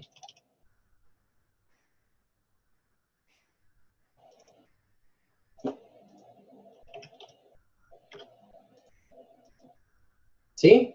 It's not that off. Look, the blue is off, but from the orange. Mind you, let me get rid of the red one. All right, so look, the blue is the regular MA, and the orange is the EMA. Does it look that significantly different? Is that really going to affect whether they cross over or not that much? Honestly, it really won't. I've tried using them both, and literally, it just doesn't really matter. So I just personally use the 7 and 21 because that's just what I've been taught with. You know what I'm saying? So it really just depends on your level of your comfortability and your understanding of it all. If you feel like the EMAs tell you a perfect picture, go for the EMAs. EMA is the much bigger number. Yeah, the MA is the bigger number. I see people setting up swings using moving averages lengths of 20 and 50. Thoughts? Okay, so the 51 is actually a pretty strong one. Okay, it's not one that I use because honestly, I don't really need that big of a move, to be honest. But you can definitely use the 50 EMA. That was actually my original. That was my original third one that I used to use. Right, so when all three of them so happen to cross, then you know that bearish trend, like if you guys don't know how the MAs work anyway, for the terms of like crosses and being support and resistance, definitely need to watch one of the videos that we posted or go back into the academy and learn how that generally works. And because that stuff is like super important. But like honestly, the numbers only work according to your trading plan. So like my 7 and 21 works for me because that's how I was been taught, and it paints a perfect picture. To add the 50 would just add further nonsense in my head that I felt was unnecessary. So like literally adding a third one would just be, where's that video? It's in some of the group chats. You should be in any of the group chats that we're in on entrepreneurs. I'll upload all of my old information because mind you, I've been in IML trying to help everybody since like January really. And I'll make sure to send it over to the entrepreneur chat. So these moving averages, like honestly, if you use 50 and 100, still valid. You know what I'm saying? I'll even change the settings and show you. Make it 100 on this one. All right, so look, notice how the bigger the number it is, the farther away from the line it is. Me personally, since I use them as support and resistance and the crossovers as like a trend reversal, so this right here would have indicated that I'm for sure going in for a sell. I could have entered anywhere here. And I would wait, take profit until they crossed over again. All right, so this is more for like, yeah, like 50 and 100 would be better for like longer term moves. This is on the daily. So I'd have to wait like, how many days is this? I'm still waiting. It's the 109th day right now, and I still haven't even taken like profits. If that's what you want to do, that's perfectly okay. That's like really taking swing to the next level. Me personally, I'm starting to get more comfortable with intraday trading because like I realize that if you know how to use your proper risk management, people, like if you really understand the stop losses and the pip counts and the take profits and the lot sizes, to be real, you don't really need to catch 250 pips. I used to be very big on like swinging stuff, but now I'm okay with just putting a bigger lot size, taking a smaller take profit and a smaller stop loss. There's absolutely nothing wrong with that. Okay? So just remember, you only lose when 1, you're not catching any pips. Okay? And 2, when you get discouraged. Those are the only 2 times you really lose in Forex. When you're not catching pips or you're giving them back, right? You know what I'm saying? Because you're losing them away. Or you straight up just get discouraged and you quit. Those are the only 2 times you lose. As long as you're taking profits, you're winning. I don't give a damn if you've taken 100 trades and you made 10 cents on each trade. Like, bro, you just made like $10. Like, you know, wait, is it $10? No, 10 cents on each trade, 100 trades. Yeah, it's $10, isn't it? Like, I don't care. You still made $10. You still caught however many pips you caught. So just be proud in that fact. Enjoy it. I want to swing more than anything. There you go. If you want to swing more than anything, one of the ones that I use for sure is my key levels. Every time something breaks through a key level, it goes to the next one. So if you notice, my minor key got broken. I'm expecting the quarter level to come get retested. It tends to happen. Look, quarter level gets broke. A minor key gets broken, comes to retest the quarter. Quarter gets broken, comes to retest the major. Major can't get broken, comes back to retest the quarter. Quarter can't break through to the minor, so it comes back to the quarter. Quarter also tries to go back up to the major, breaks through. Cool. Then it goes back to the quarter. Look, literally, it's 250 pip moves every quarter key, guys. This is why I like the support resistance. It works for me. I don't have to be out here like pinching, like, you know, little points on the line graph or having like a shitload of horizontal lines all over the place. I'm not really into that. I'm cool with just these every 250 pips. I don't know you guys, but like literally everything below the, you know, the 4 hour, you don't even see more than like 2 or 3 of them on your chart. Like, how could you really complain about only having like 2 or 3 horizontal lines? Less is more sometimes, you know? And whatever literally support and resistance you haven't put in, those supply and demand zones definitely cover. Okay, so just keep that in mind. Let me see. All right, so back to the brass tacks. I feel like I was teaching you guys more than anything. The whole thing of this Zoom was to actually see market setups and see what I've got my eye on for the week, okay? So I'm going to go into a couple of pairs. Euro USD, I don't know if I basically told you, but with all of this marked up and me explaining why I mark it up this way, could you guys see why I would see this as a sell? Can everybody agree that Euro USD is still going to be selling for a while? It may have a pullback up for the week. Might come back to retest the minor key, but everyone can agree that like that trend line, the, you know, the structure break and all that stuff, right? See, Willow knows Euro USD is a sell. She probably sold it all weekend. Daniel knows too. Daniel probably caught major pips from me last week, so he's probably holding that shit down, you know? So Euro USD looks like it's going bearish. You know what I'm saying? If you want to look for an entry to get back in because you haven't gotten in yet, like I said, wait for pullbacks. This gap is nice. It's still got to correct that first. AKA Euro USD is going to be going up. Remind you, it's still Sunday. Do not take any of the analysis I'm saying right now unless I straight up say this is such a good setup. I'm taking this right now. I hope all the analysis you guys are realizing is for you to get an idea of where I think it's going to go and according to my reaction of what the market is telling me. I'm not out here doing a fortune telling thing, hoping that it's going to go my way. I'm literally reading stuff and reacting according to what I see. You're not predicting these markets, okay? I want you guys to remember that. You don't predict, you react. So if I'm looking to get in another sell, I wait. I'll put a call level somewhere between my -27 and my minor key level over here. If you actually know the key level theory and you've learned that from me, you'll know there's something called the hesitation zone. There's a certain area at each key level that price tends to play around at before it goes the way that it wants to go. So if it comes back up to retest this, and this so happens to be in my area of my hesitation, I would think that this is the level I'm looking for sells at. If it fails to go back down from this area right here in between my minor and my -27, then I'm looking for buy opportunities. I'm looking for stuff to go back up to come retest stuff up here, okay? But ultimately, because I think Euro USD is going down, I'm going to give you a prediction according to what I'm still seeing. And mind you, I'm not reading any of today's candlesticks. I'm not going to go look in the 15-minute or anything like that. It is Sunday. There are fake out candles. There are gap corrections. There are weekend movements that need to have been shown on the charts, okay? So I'm not really looking for a setup right now. I'm looking to mark up my charts so I can take a setup on Tuesday morning and hold that down maybe till Wednesday afternoon, or who knows, if it's a really good setup, hold it down until next week or maybe next March, okay? So just, it doesn't matter how many pips you're aiming for, you go according to what your analysis tells you. Who cares if it literally straight up smashed your take profit and kept on going? Like, are you really going to suck your teeth that you took profits? Like, seriously, because you missed out on a crazy pip move? No, there's going to be more setups. The markets are not going anywhere. Okay, cool. I'll see when you're parked up. So after that, I see that it's going to ultimately shoot back down this way. I'm going to take it off auto just so I can start scrolling back down. Right, something like that. Now, obviously, it's not going to be so clean, cut, and dry that it's going to go up, straight up, and straight drop down for like, and it's going to happen in like 3 or 4 days. That's probably not going to happen all this week. This might go over into next week. You know what I'm saying? But ultimately, for a 250 pip move of a sell, I'm looking for opportunities around here, and I'm taking profit somewhere around here. And you guys can clearly see that it says -238. That's how many pips I'm going for if I'm looking for the sell. Okay? In a longer term. In a shorter term, if I was not comfortable and I see there's pullbacks or reversal candles and stuff like that, stuff that makes me just not confident in my analysis anymore, I'm going to pull out a damn Fibonacci. I'm going to take profits on the way down. And I'll probably enter more positions on the way down if stuff is going my way. So if I say something like this, right, because it wants to come retest its previous structure, and it goes to 78.6, and then it goes down, 382, then 382 goes to the 50. This stuff happens. Don't get it twisted. All that stuff can happen. Why not add another sell here? Why not add another sell here? If you're so comfortable and you're confident, why not buy it on the way back up? You can definitely do that, okay? But at the end of the day, my whole thing for Euro USD is bearish. And I'm not going to cover, I feel like I've already been on here with you guys for a while. So I'm going to start, I'm going to cover 1 or 2 more pairs and I'm going to wrap some stuff up. I'm mad that I felt like I was explaining stuff more than I was showing my setups for the week. So if you guys aren't in the chat yet, I'll make sure to drop my charts as this week progresses because admittedly I took the weekend off from charts. I'm trying to find more, you know, time away from the charts, okay? Because you know what I'm saying, staring at this stuff is also a problem. It's called analysis paralysis, and you definitely don't want to do that either.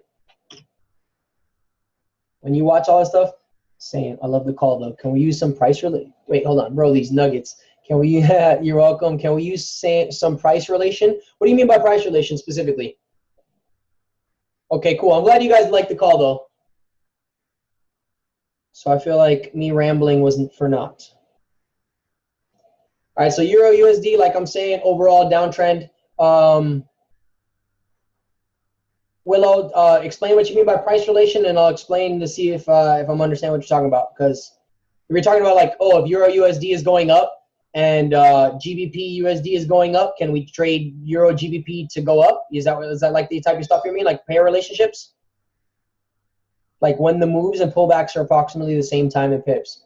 Oh, okay, yeah. I mean, if you do want to use that, okay, that's another more advanced technique too. If you get really comfortable with a pair, you'll notice that at a certain time or certain times, really throughout the day, stuff moves in certain directions. Okay, like literally stuff, literally like crazy shoots up or crazy shoots down. Does not matter the direction. Actually, it just matters that crazy moves happens at, like, for example, Euro USD, right? The Euro pairs are in the London session time frames, guys. So you could expect the Europeans to be moving the markets the most during London session, okay? So that stuff definitely works. Is it for sure that, like, every time the Europeans, you know, wake up and start doing their thing, that the euro is going to start going up? Not necessarily. There are a lot of other factors that account for that. But the technicals usually will disrespect you less than the fundamentals. So if you're worried more about the whole, like, I'm not going to lie, reading charts, to me, helps with my trades than, like, studying the news. Or then, you know what I'm saying? So just keep that in mind. Hold on one second, folks. I got to open the door for my friend really quick. I'll be right back.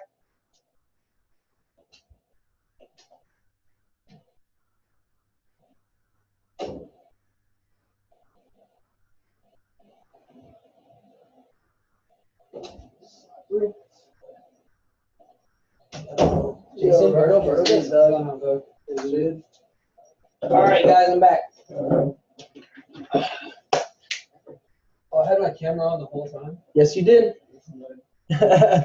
All right, so okay, so yeah, different time zones and how price relates to it. Yes, that definitely is something I take into account when I'm intraday trading or I'm scalping. Okay, so like, for example, I would not want to really scalp the euro pairs in the middle of New York session. Stuff is probably not going to really move that much between, you know, 9 in the morning and for example, like, you know, 5 in the afternoon. Everybody in Europe is generally, like, sleeping at that time. I'm not going to really expect stuff to, like, you know, fluctuate in my way. But do I let that affect my overall analysis when I try to swing? Yo, no, definitely not. I see you, Taco. But no, I don't let it affect the swings. So if you do want to master the intraday trading sauce, you know what I'm saying, then definitely keep the time zone stuff into account. And then let me see. I'm going to cover one of the pairs that we asked for earlier. It was a GBP NZD, I think it was, and USD CHF, correct?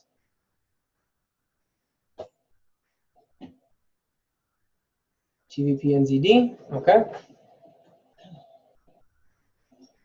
Yep. All right, cool. I got you, Matt. All right, so my GBP NZD is not crazy marked up because, like, I don't really trade this pair that often. But if you notice right here, I do have my key levels on, like, almost all my charts, including gold and silver and oil and all that stuff. And the dollar index, you even saw it. Taco. What's it called? So over here, I drew my trend lines, right? This is smaller time frame trend line. This is on the daily right here. The overall trend line, if you were to, like, draw this out, this looks like it would be like a channel kind of going on right now, to be honest. Sometimes I don't need to draw things, guys, because I can see it with my mind's eye, but that comes honestly with experience. So honestly, if you have difficulty seeing certain patterns, freaking mark up your charts like there's no tomorrow. Whatever makes you guys, you know, comfortable. Why isn't it delete when I click the delete button? All right, so even here, like, that still remains kind of valid. This would be considered the retest. So I'm gonna just keep this one up because this is more not like a longer time frame one. I was gonna take this one out as well. Actually, I could just move it. Just use it again. So on GBP NZD, can you guys see what I'm seeing now that I've drawn out the trend lines, or were you guys already seeing that before I drew them out? Who's already starting to get eyes for these markets? Anybody? Did anybody see these trend lines before I started drawing them? It's okay if you didn't see them. It's okay if you did not see them. Trust me, I did not see them even in my first, like, you know, 3, 4, 5, 6 months. Yeah, of course Gabby got it. I already know Gabby got it. You saw a triangle?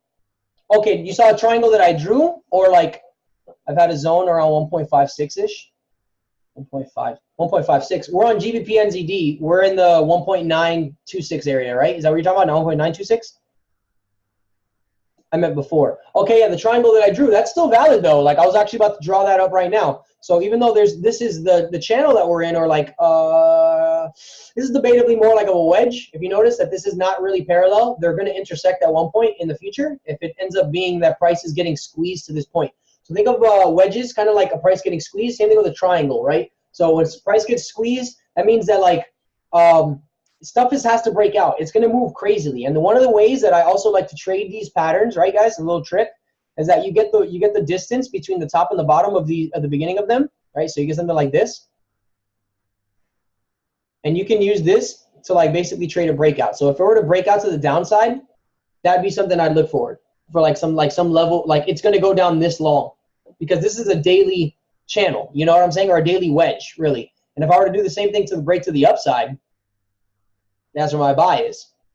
Something you guys don't probably know about the major keys if you haven't studied it is that when stuff breaks out of a major key, right, the majors are actually the strongest levels of support resistance. If something breaks out of a major key, it's on its way to the next major key. So if something comes over here, right, it's been being supported by this major, the next major it's likely to be tested is this one up here. It tried to do that over here and got met with rejection at the quarter. Tried again and tried to get met with rejection at the quarter. My analysis as of looking at it just right now, mind you, before adding any of my checklist, is just raw looking at stuff, and then we add and we tweak to our analysis when we get more details on it later. I see that this is going to start going up to at least come test the quarter level and this trend line. It's coming at least to here. So if anybody's buying GBP NZD, you're in the clear. All right, that's just my opinion. So far, just looking at the daily, not reading any candlesticks, looking at market structure and the pattern that's being formed right now. Okay, that's just that right now. So now I'm gonna actually like go into it and see what's good like on smaller time frames. So like one of the things I want to do is I want to read these candlesticks right here. So we got, let me see what type of candlesticks we got going on right here. So, I mean, this one is like kind of self-explanatory. The bulls really are owning the markets at this point. Like this was the fake out right here, the sharp drop to get you to think that this was going to happen. And then look, ends up shooting back up. And now the moving average is crossed over and the price is being supported by both of these lines as well as the quarter with the bulls currently controlling the markets. Okay. The main reason why is because there was a very, very high impact news for NZD last week that was very negative impact. The New Zealand dollar lost a lot of strength last week. Not market maker stuff, just straight up a big news impact. It was a yearly folder, okay? So it goes to show you how much that was going to be, all right? And now, sorry, not a yearly folder. The folder was a 3-month folder. That means it drops every 3 months. So it should be the NZD is going down for about 3 months because according to these numbers. It's not going to be for sure. Mind you, the market makers can make it go however it wants, but it's just looking at it raw, okay? After that, you're going to see that basically it's being supported. If you're looking for an opportunity to get in on the buy, you'd wait for something down here probably because it's got what comes up must go down. And if it gets supported, you could even take like an area like this. So if it comes down here to retest these levels, which we can confirm on the 4-hour probably, let's go look at it. Oh, look, it came to retest the 21-day moving average after that crossover that we saw on the daily. How convenient. What did I just say? So we missed this like because on Friday afternoon, for whatever reason, before markets closed, about, 8 hours before markets closed, this gave you a perfect opportunity to get in that buy, right? And our take profit is still like yet to go. So if you would have already gotten in on this, even if you didn't take profit all the way down here, somewhere around there, you'd already be up around 70 pips and you're aiming for about 165. That's pretty good. Even if you haven't gotten in yet and you're looking at it from where you are right now. Still another 80 pips, I think, before it like really starts to go back down or continues to just straight up shoot up. You know what I'm saying? So you just always want to keep it in mind of what's going on right now and never be scared to update your analysis. I don't really care if someone saw me call Euro USD bearish and I was wrong and then I think it's bullish later. Analysis gets changed just like the markets drop a candlestick, guys. Who are you trying to freaking trade for? The guys on Instagram watching your analysis or for your damn bank account? All right? Who gives a damn what anybody else is saying? If like, you know what I'm saying? And change your analysis all you want to. If we want to catch big candlesticks like the bullish one, we have to go on smaller time frames to catch them. No, if you want to catch big candlesticks, you trade news.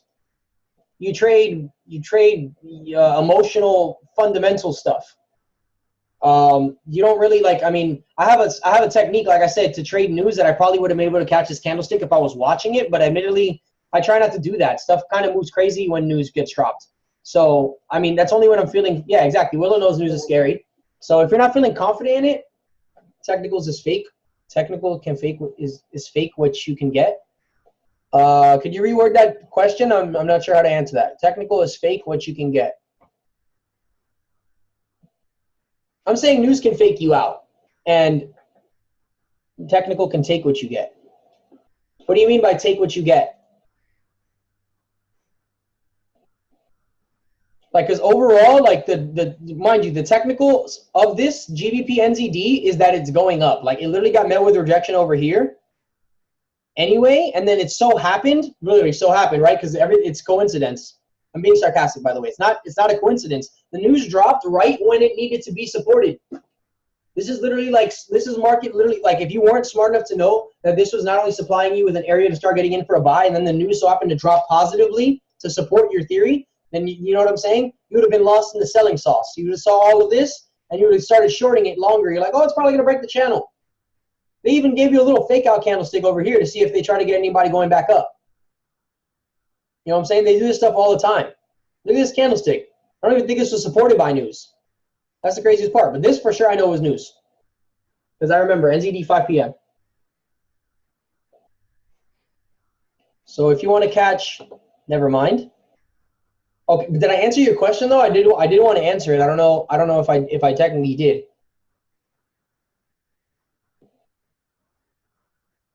All right, but at the end of the day, support and resistance. Check the. I try not to use the moving averages, like I said. So I'm going to remove that right there. But you could have used that as an additional confirmation of whether you want to take a buy or a sell. It's being supported, resisted. Look, there's a channel that broke. So look, this would have gotten anybody with the sell.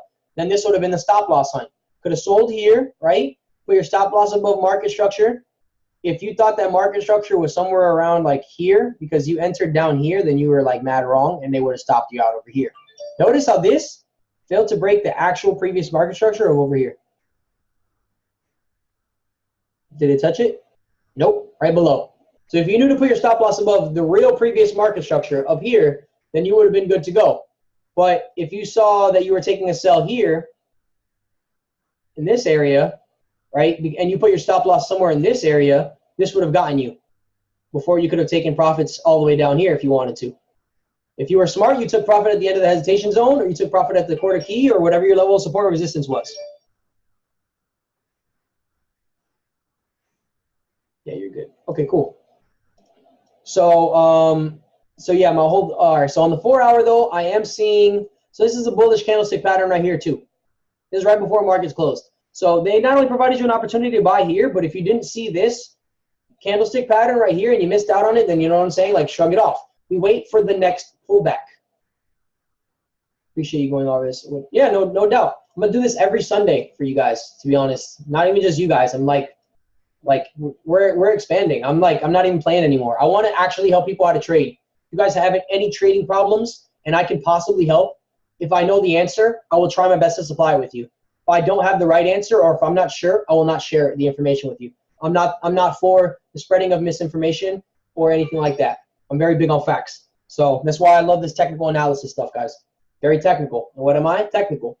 So I'm sorry that I don't explain things the easiest. I know I'm not the best people person. So if I'm having some difficulty because I'm using, all right, thank you. I appreciate that. No, so if I'm not explaining myself properly and you guys need me to try to simplify, let me know. Don't hesitate. I will try my best. Pat the Yoda. So yeah, GBP NZD overall, without even having to get too deeper into the 4 hour, the 1 hour, I'm seeing this as like a strong buy, right? But look at this. The market's opened on like a bullish candlestick pattern. Like, even though this is bullish, you know what I'm saying? This shows exhaustion. This shows that it wants to come back down. So I see probably another retest of the quarter. Mine is on the hourly, so this is already starting to get into the fake out zones, right? Anything like an hour or below could start to really mess with you. That's why I don't really like dwell on these smaller time frames. I look at the moves on the 4 hour and the daily. Triple top, right? Isn't it? Or it could be a head and shoulders too. But it broke the neckline way lower. You would probably, that would have been a double top, and then this would have been taking profit down here. Hesitation, and it entered exactly perfectly. But so you go on the daily and the 4 hour for those really long swings. You check the trend with that, and you only use 1 hour and 15 minutes for candlestick confirmation of entry. So if I wanted to like get in for a sell right now, these two candle combinations would have been good enough for me to want to take the sell right now, probably. But it is Sunday. I'm not even trying to really look at any type of candlesticks you're giving me today. There's a whole bunch of nonsense. It's weekend catch-ups. It's people going on vacation. It's the banks finally sucking their teeth, going to work. You know what I'm saying? I'm not trying to deal with any of that right now. I'll go on Tuesday when people are still like, they've already had their coffee for 2 days. They're paying attention and they know where they want to put their money. I'm going where the money's at. I follow the money. Just remember that. Follow the money, guys. And don't look at this as like, you know what I'm saying? Like, you're looking at this as you're catching pips. Like, you know what I'm saying? You're perfecting the skill set. You're learning the world economy, and you're able to do so by reading freaking charts. You guys are political geniuses out here. You guys know the economy of a whole country just by looking at some graphs. That's pretty dope. Give yourself some round of applause. You know what I'm saying? I sold on the demo and markets open just to check the movement out. Oh, okay. So there you go. I mean, I don't see any gaps in here. I don't know if this technically opened on a gap, but if it did, it looks like this would have been closed. This closed down here. This opened here. The gap already got corrected on the same candlestick. Very small gap. Yeah. GBP very rarely has like very big gaps, especially when against an exotic like NZD. On the monthly, what point do you have the On the monthly, what point do I have the major key? major key? The top one, 3.5. Yeah. If that candle, if you hover over that candle and it's just 354. Oh man. It does say 354. It would have to be 354 then, right? Oh wait, no. 354. Oh, I thought you, oh wait, I don't know why I said, oh man. I'm over here thinking that you meant 3.6. So I'm not looking at the 3.4, I'm looking at the 3.5. Yeah. I'm looking in the thousands place, not the hundreds. Because remember, this is only weird. Oh, sorry, the reason why I had that little brain gap is because GBP/NZD has the weird number of having like a 3 in the front and then like literally like 5 digits behind it. So remember to always just ignore the decimal place and ignore the number all the way to the right, guys. It really helps with counting pips. Ignore the decimal place and ignore the number all the way to the right. That's how you count a pip. Unless you're talking about crypto. Crypto is every dollar is a pip for Bitcoin, for example. Yeah. So that would be 3.5 then? Mm-hmm. That would be 3.5, yeah. That's the round number. So overall, my GBP/NZD bias is up. Mott, if you're already buying GBP/NZD, you're good. Overall, even though, like I said, GBP is going to be going down against other currencies, if another currency is weaker than GBP, it stands to reason that GBP can gain strength compared to the other currency. So NZD has been going down on like all of the NZD pairs. So you'll notice that Euro NZD, AUD NZD, what other NZDs in front? That's it, actually. GBP NZD, Euro NZD, and AUD NZD should all be going up, according to the fact that NZD itself is going down. You're breaking up crazy. Sorry, what part? All right, so AUD NZD, Euro NZD, GBP NZD, bullish. Yo, your Wi-Fi Buffy, homie. Hey man, let me live. NZD USD, oh no, NZD CAD, NZD CHF, NZD USD, bearish. Oh, NZD JPY, I forget NZD JPY. I love JPY pairs.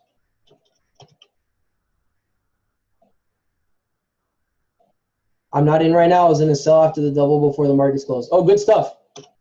All right, so this is like, mind you, this is not me giving out a signal. I'm not telling you to buy AUD NZD. I'm not telling you to buy Euro NZD. I'm saying this is just a raw general prediction according to the fact that the NZD news has been overall negative. Wait, yeah, bullish, bearish. Got it. Yeah. NZD news should, for the next 3 months, should be going according to this structure. You go to each chart, and if it matches what I just said, then by all means, that's another confirmation. The news has confirmed your technicals. Damn, it's already 6 o'clock. I've been rambling for 2 hours. All right. So I'm going to cover USD CHF. Overall, like I said, GBP NZD to me is a bull. It is a bull, and it's got its horns, and it is ready to go. Now, the main thing that I feel is that we need to put a call alert around this area. I am not trying to, like, look, there's going to be good pips. I'm not going to lie. If it goes all the way up, shit, that's 200-something pips. Am I going to enter right now? Definitely not. This is to me, it is not a good entry point unless I see something nicely on the 1 hour for a buy, which I don't see yet. To be honest, if I get another retest down here, then I would buy it, and then I would probably take profit 1 being my, let me see, take profit 1 being my quarter level. Let me see, I'm going to buy it down here, I said. Here. Quarter level take profit 1 would be about 180 pips, give or take. All right, take profit 2 around this halfway, 300. Take profit 3, probably around like 350. Right? That's just like a good general prediction. Doesn't even feel like 2 hours. Oh, you guys are cute. I appreciate you. But yeah, that's how I feel every time I'm on these charts. There's sometimes I'll be like starting up at like 10 p.m. and then next you know, it's 24 hours has passed and I'm still in the same Zoom. Ask about me. If you guys haven't seen me on social media, this is a fact. I'll be on Zoom for like, I think the longest one I've done so far is 30 hours. Just being on charts the whole time. But overall, like I said, GBP NZD, to me, bullish. Would I enter now? Definitely not. Wait for Sunday to play, do its little nonsense. I'll probably check this out again tomorrow. I'm pulling a call alert, probably around somewhere in this area. This little 50 pip area of 1.932 to 1.928. Somewhere around there, I'll probably look for buy opportunities if the candlesticks and the trend and all that stuff is still in alignment with what I'm saying right now, okay? So just keep that in mind. And mind you, look where I kind of placed it. If you guys know these period separators and know the distance between them, you can kind of see, like, you know what I'm saying? That would be 1 day. And then you can place another one.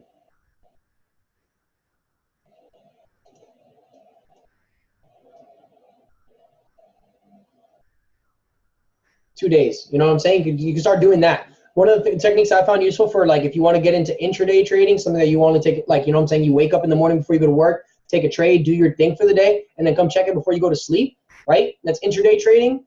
And if you start to study the highs and the lows of every day, right?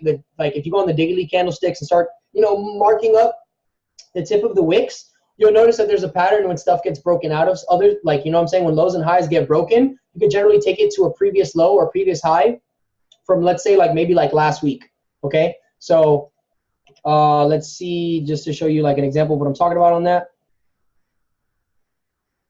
So if like we were looking in this whole little section right here, this is like 2 weeks right here. If I was looking for sell opportunities, I could have looked for take profits not only at the quarter level, but also here, because this was a daily low.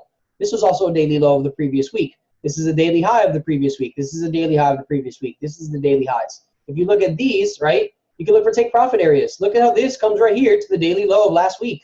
This is literally like a whole 5 trading days away from each other. This is like, it came exactly. Like markets go, like I said, repeat. Markets go to the same places. Wait, 1.928? Yeah, 1.928, around somewhere in that area. I say 1.932 to 1.928 is where I'm looking for. Oh, well, I just put change interval. 2.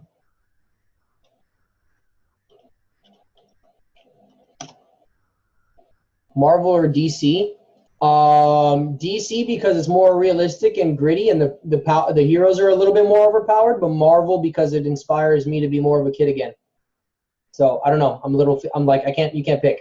Just like I can't tell you GBP NZD or, you know, GBP JPY. I like all the markets that make me money. You know what I'm saying? They make me happy and they help me, you know, pay the bills, and that's it. That's all that matters. But no, DC for me. Because Batman mainly. I'm not gonna lie. All right. So besides that, GBP NZD, like I said, overall bullish. I'm gonna go USD CHF, and then I'm gonna let you guys go. If anything, I will host another Zoom sometime this week so we can review the 3 pairs that we covered, which was Euro USD, GBP NZD, and USD CHF. And if I see any other movements happening throughout the week, I'll cover them with you guys as well. And hopefully I'm explaining my stuff less and just showing you guys a little bit more. Let's retire our moms. Oh, bro, I'm not just retiring my mom. I'm retiring abuela, my grandma, you know what I'm saying? My dad, who I barely even speak to. Like, I'm retiring family members I don't even know, like San Lazaro in Cuba. I'm retiring him and his mom, too. I never even spoke to the man. But trust me, I got my cousin. You feel me? So, and then after I got my whole family, I got everybody on my team's families. Don't get it twisted. I'm paying for it. You're on my team. Millie, you're on my team. I'm taking care of you, both y'all families. Y'all got kids? I'm going to make sure I got so much money. Y'all got I'm throwing away pips, bro. I'm throwing away pips every week. You think I'm not going to throw away the money when I make it? For sure. That's what I'm out here for. And then after I'm done with my team, I'm going to strangers because everybody needs a little bit of love. You feel me? We out here. Thank you, Daniel. I like that. Bro, if everybody can just straight up become rich from Forex, could you not just give it away? You have the skill set that makes you money. Literally, like you have the skill set that makes you money. Don't worry so much about the dollar amount. Like if you go to a restaurant, for example, I'm not saying to, put yourself into like debt or anything like that, but straight up, stop looking at stuff from the right. Order stuff from the left of the menu. The money will come. You are learning a skill set that will make you a walking ATM. And I understand stuff is going on right now. I know life is hitting you hard tomorrow. I can't expect, you know what I'm saying? I don't know what's going to happen tomorrow, but that's what I'm saying. I'm working my ass off, so when tomorrow comes, I'm prepared to get it back. You know what I'm saying? So it does not matter how much you lose in these markets or in life. If you win harder, that's it. Straight up, you're winning. At the end of the day, there's no trader that gets 100%. So just keep that in mind. All right? Let's fucking get it. But more blessings because I'm generous. Exactly. And you don't even have to do it because you're generous. Like low-key. I actually started to be selfless before I realized I started getting rewarded for that. It's just an added incentive. It's just an additional thing on my confirmation checklist to be a good human being. You know what I'm saying? But to answer your thing, because we got very like inspirational really quick, I do not stick to one pair when I first started trading. I actually stuck to 2 or 3, because if you stick to one pair, there's going to be times where you are not taking trades, okay? And it will grind your gears. Unless you're literally going to be back testing the whole time and waiting for the setup to appear itself, straight up, I would recommend putting probably 2 or 3 under your pallet. That's perfectly fine. I'd probably say 2 just so you don't get overwhelmed, okay? I would recommend a USD-based pair for the simple fact that USD is the most traded pairs. So it's the most reliable money. 80% of the markets move with the USD markets, okay? So if you want to get the more money and follow the money, you will trade the USD pairs. Oh, I appreciate you, Amy. Just saw that too. But yes, you will trade the USD-based pairs. Biggest pair to probably trade as a beginner is Euro USD. Those are the two biggest economies. They're going against each other. Why would you want to go where the two biggest money in the world's at? Like, think about it. The USD is like what's understood to be to the world is the powerhouse, right? And the euro is backed by more than one country. It's literally like most of Europe, guys. Like, think about it. That's like a whole ass continent. There's got to be a big ass, you know what I'm saying? A big ass currency. So just keep that in mind. Euro USD is very powerful. It's a good one. USD JPY is admittedly a little trickier, but JPY is known as a good pair that the market makers tend to go to when markets are moving crazy for the other bigger pairs. So it's kind of like the safety net pair, if you look at it. That's why JPY is the weakest of them all. That's why JPY is always to the right. If you guys haven't noticed by now, the stronger pair is always on the left. The quote currency is always stronger than the base currency. That's why the numbers tend to be like bigger. If the numbers tend to be smaller, then that implies that the number on the left is already losing strength against the one on the right.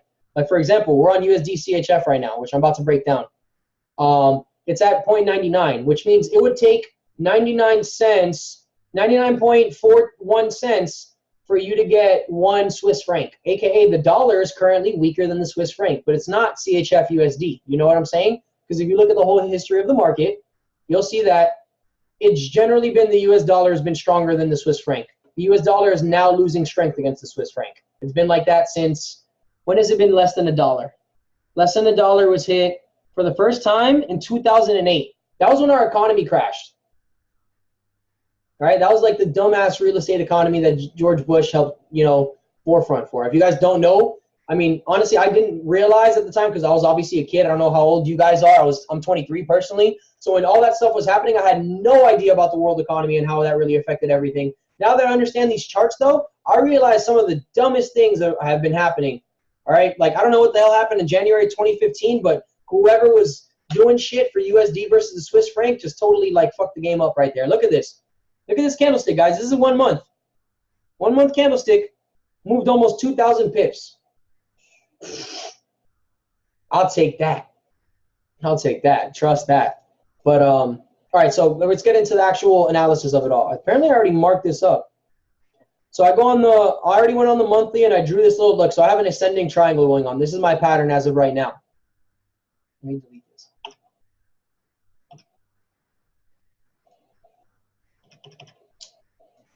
I like that the fact that my delete button is not working. I'm actually going to redraw the trend lines here with you guys really quick. And then, yeah, let's see. Chat box. Are there trades you hold for a month at a time? There was very few trades in my career in the past 8 months that I've held longer than a month, to be honest. And that's because as time progressed, as I was holding the trade, there were additional confluences on my checklist that told me to hold the trade for longer. And then there was actually this one trade specifically that I held for a month and a half, and I was aiming for a 4-month trade. It was supposed to be going down for 4 months. I saw this pullback with a fake out candle that I thought was a reversal, and I took profit. I mean, admittedly, I caught like 700 pips on it, but it's pretty. Actually, no, hold on. I just realized I did actually take a trade that's been held longer. I actually took a trade from January on one of my accounts that's still running up right now. There's a trade that like I've been holding for literally 7 months, and it's AUD USD. I'll show you right now after I show you USD Swiss franc. Hold on. Actually, I'm gonna go really quick. I'm gonna show you what I'm talking about. It was AUD USD. Sorry. So many different brokerage accounts. I can't even lie. I lose track of what the heck I've been selling and buying sometimes. Okay, so right here. All right, so AUD USD. My first sell position was here at this major key level, and I'm currently up like 196 days later, and I'm up 711 pips. This is something I'm still holding, and I'm going to be holding until about 850 pips. That's going to be my longest trade on the record thus far. The trades you hold longer, do you set a stop loss? I never take a trade without a stop loss. I never take a trade without a stop loss. I don't know if you guys don't know my trading psychology by now. Every trade I take has a stop loss. If it doesn't get added the minute I put the trade in, it will be added literally less than 10 minutes after I put the trade in and I analyze it where I want to put it. I will never take a trade without a stop loss. That is not my cup of tea. Whether I put my stop loss too close, that happens a lot. I'm not going to lie. You know what I'm saying? It happens often. Where I put my stop loss too far and I'm going too negative, that also happens. I'm not going to lie. There are definitely times where drawdown is a thing. That's where the confidence comes into play. So if you're not confident in your analysis, then yeah, you may want to put a tighter stop loss. If your account can't handle it, you may want to put a tighter stop loss. If there's a certain thing in the candlesticks that you're reading, you can put a stop loss certain points. You know what I'm saying? If I were to sell it from like right here, which by the way I did at this point though, look at this came to hit my stop loss. If I put it somewhere above the box. But mind you, I know better. And I put my stop loss somewhere around here because this is the real previous market structure, not here. So I put my stop loss, even though it was much bigger, like let's say I put a stop loss, where is that? That's only 30 pips in retrospect, so that's not even that big, to be real. But look how it came to like literally hunt me out. But this was only for a move that was only for what? 2 days? Yeah, 1, 2, 3. 3 days. 3-day move. A 3-day move, I could take a 30 pip stop loss, not a problem. You know what I'm saying? You could definitely set that up like that. But if you were to set up a trade for like, if you're trying to hold for months, to be honest, you're putting stop losses somewhere in like the 50s to 100 range. Like me, for example, on this trade, I actually put a stop loss at above this market structure over here. So that would be, where was it? 100. Well, at this point, I'm already so far into profits. I've moved my stop loss already like 500 pips. Like my stop loss is down here now. My stop loss is in profit because I'm still letting it marinate. But I do not encourage you moving your stop loss until you've secured a certain amount of bag. But at the end of the day, my original stop loss is about 150 pips away, which was not even good for, at the time it was a $100 account. This chart shows us why gold took such a big trend to the downside. You got it. Okay, so you took the nugget away that like AUD moves with gold. This shows you exactly why gold went down. The Australian dollar's been going down. Who holds gold the most? Aussies. Okay? So just keep that always in mind. That's what I'm saying. The economy stuff is very, very important. The correlations are also very, very important. If you guys don't have it by now, there's also a little chart that shows you. For example, I'm going to show you a little price relation right here with pairs. A USD JPY.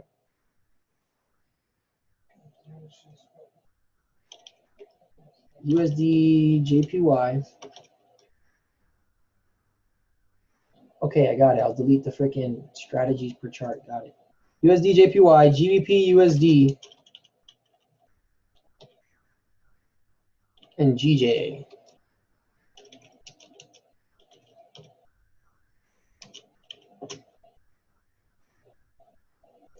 Okay, so these pairs are very closely related, guys. And the main reason why is because they all share the same 3 pairs.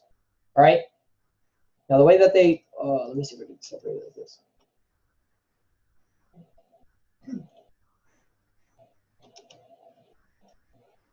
All right, perfect. So, for example, if USD JPY, let's say we're looking at the indexes and our confluences is that the Japanese yen is losing strength and the US dollar is gaining strength, right? Now, let's also say the GBP USD is also going up. Could you guys tell me, based off of this, what the GBP JPY is going to do?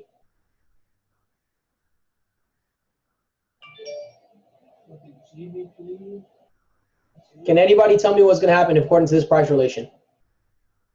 Go down. Anybody else? Up. Millie says going up. Anybody else? Honestly, just guessing. I don't want you to guess. I want you to think critically. Look at the arrows. The arrows indicate where that currency is going to go. What is pointing up and what's pointing down?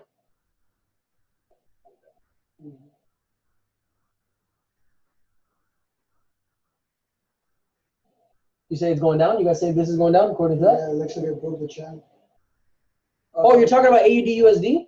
No, you're talking about. I'm talking about these currencies things that I'm talking about. For the example, I want everybody to understand how the currencies relate to each other. If you can get analysis on two pairs, you can use that to help for a third pair. That's why I'm saying it's cool to have 2 or 3 pairs that you want to master. If you have these 3 pairs and you know how to read at least 2 of them for sure, the third one will literally give you an additional confluence. So to answer everyone's question, Willow finally got it. Yes, the pound is pointing up and the yen is pointing down. GBP, JPY is going to go up. If JPY is losing fuel, GBP is going to go up. You see it right here, right, everybody? Even though USD is going up here and USD is going down here, it's irrelevant because in GBP, JPY, there is no USD. So let's take away the arrows. GBP is gaining strength, JPY is losing it. So what does that mean? GJ is going up. This is not, like I said, not for sure. Combine stuff. Combine you know what I'm saying? If you read the charts and USD JPY is telling you this and GBP USD is telling you this, and then you go on GJ and you see that this remains true, exactly, light bulb moment, take the trade, additional confluence. We got price relations going on between currency pairs. There we go. Little trick right there. Anybody who's still a beginner that wants to master more than 1 pair, I just gave you a way to be able to have 3 on your plate without being overwhelming. You combine them. All right? This goes for every pair. We can use USD, AUD, USD. We can use, GBP, Euro, and then Euro USD. Doesn't matter. So just remember that.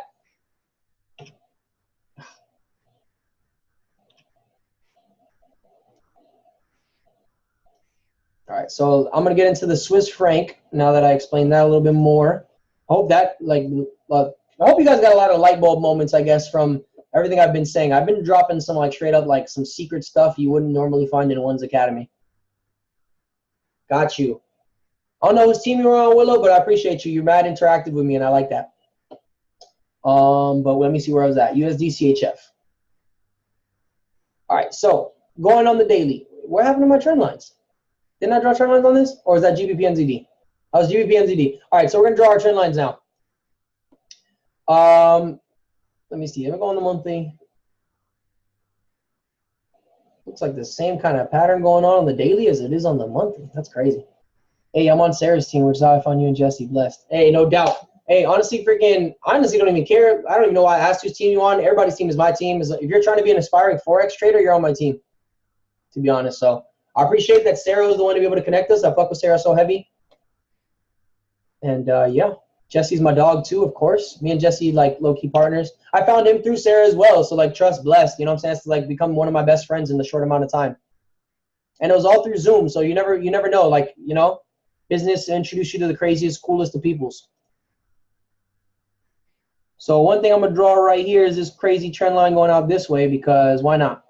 Still valid. Started at the bottom of this uptrend, and I connected it to the most recent point that I possibly could without interfering or breaking through any wicks. If you guys don't know, like I said, draw trend lines wick to wick. If you're going to draw trend lines anything higher than a 1 hour, you're going to draw wick to wick. If you want to draw a 15-minute trend line or a 30-minute trend line, it's okay to have body to body.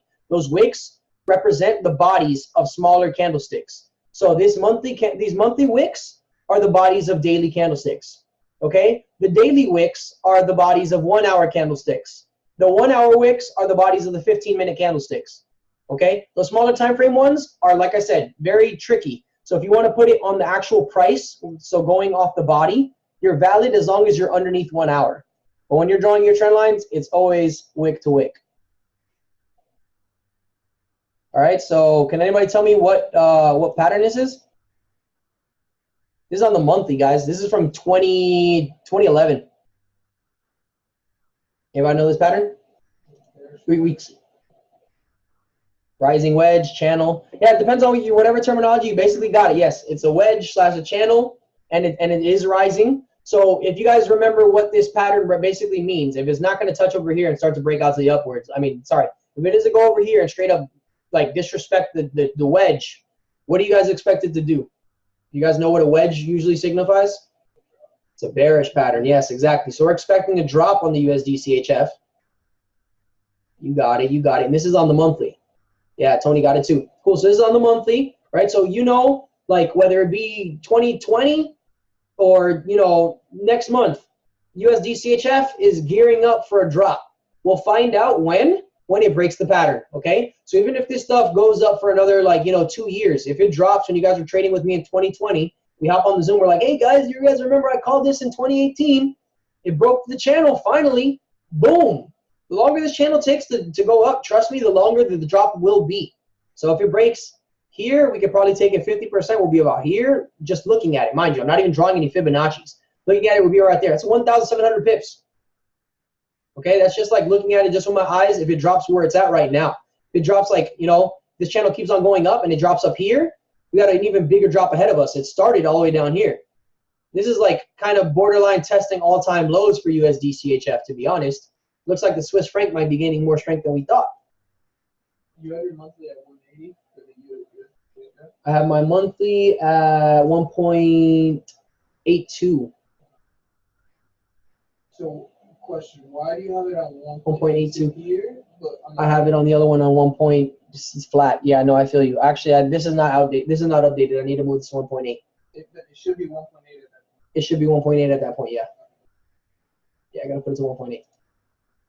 Sell pair at the major that it's heading towards. Sell pair at the major that it's heading towards.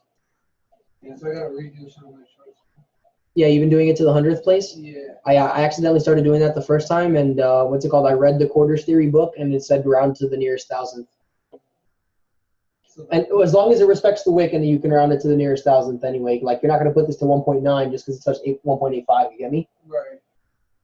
But it should always be 1 point. Something, and then a shitload of zeros after that fact. Like, it's usually only the first two numbers that are non-zeros. All right, so on the monthly, we're going to align these trend lines to be also with on the weekly. I appreciate the 10 of y'all that have literally thugged this out this whole time. Y'all are lit. I know other people have other meetings and other stuff to go to, but you know where my head's at, guys. I'm out here for the pips. And whoever made me look at USD CHF, you got my love right now, because if this ends up breaking this monthly wedge, you're gonna make me a rich man. You know what I'm saying? And you should be rich as well. Trying to catch these pips. Broke this pair, has been consolidating forever. Yeah, you see that low consolidation, right? It's been consolidating since like 2015. That's ridiculous. That's where we're gonna go in. We're gonna draw more trend lines. So this, even though it's the monthly stuff, draw some weekly stuff. So overall, look, I got an idea for you guys, right? So you want to see something crazy? Look. This is just another, like, if we were to draw this before any of this happened, down here to the right, look at this little thing. It broke right through, provided the retest, and then we could have gotten in for a short. Right? So imagine if we would have saw that in September. That would have been nice. Beautiful break and retest. Yeah, exactly. Like, you know what I'm saying? This is why backtesting is so important. You see stuff like this, and you're like, okay, cool. Now I see like different patterns. So for example, if this were to, all right. If this were to break below, what would you guys look at this as? This little section. Does anybody recognize this little pattern over here? That new line you draw looks like the new resistance. What, the one that I just drew a little while ago and erased? Like if I did some stuff like this?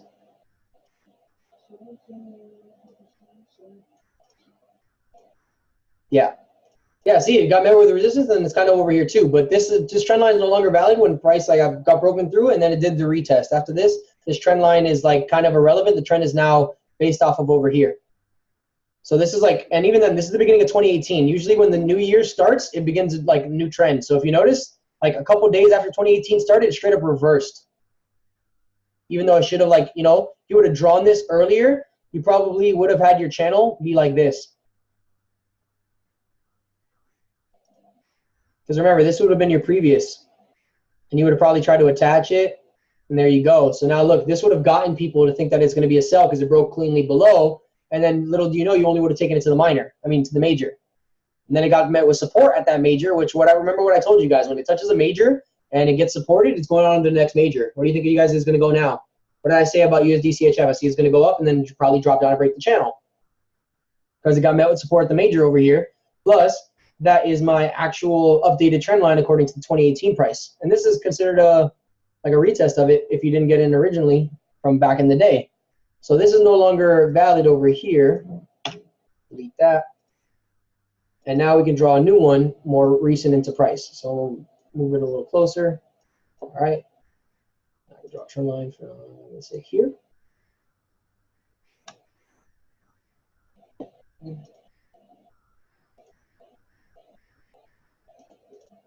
I ask a question? Sure. Could you potentially draw that top trend line going to that second higher low? And then, This one? No, the other one. Here? No, Here. okay, so to the right, right. Okay, that top trend line, the second point. No. Okay. The second point, that one, going to the bottom, right there, like that, and then using that as a bounce off that to the next. That would have been the trend line. How many days ago? 1, 2, 3. Like, let me just kind of like this.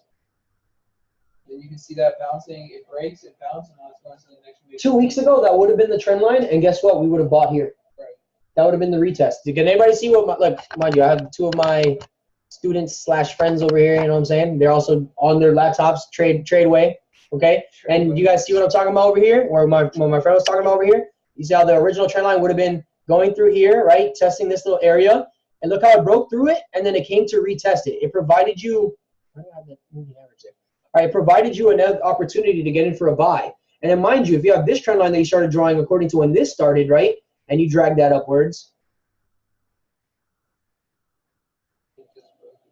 you know what I'm saying? This would have been a great opportunity. This wick gave you like all of the information it's saying to go in for a buy. This is a literally, even though it is red because it's bearish, this is going to be a bullish pattern.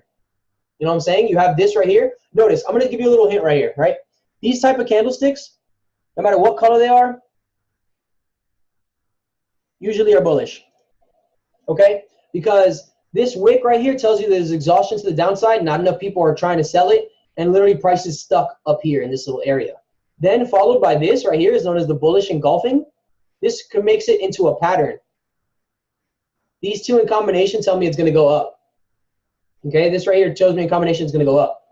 Because literally this is like I'm saying, the bears are being trapped. You're like all the bears are getting hunted out, and the bulls now control the market. The bulls are keeping it in this area and want to shoot it up. The bulls confirm their power in this candlestick right here. They were like, okay, let's overwhelm these guys. They're trying to take us down, and we're not having that. So they straight up got back up. And now look, it's being supported.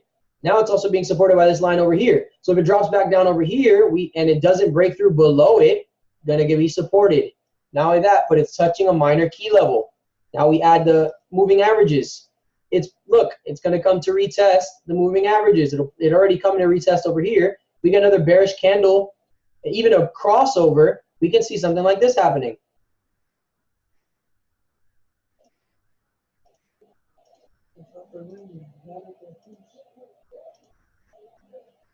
Something like that. That's totally not out of the question. You know what I'm saying? Or who knows? Maybe it's going to go a little bit parabolic and then do a little bit of a drop. You know what I'm saying? I'm not, like I said, I'm not a fortune teller. I'm not out here going to tell you exactly which way it's going to go. All I'm going to do is react. I'm going to see, now that it's in this zone anyway, I don't know if you guys have noticed, some of my quarter levels have a little yellow box around them. This is what's known as a hesitation zone.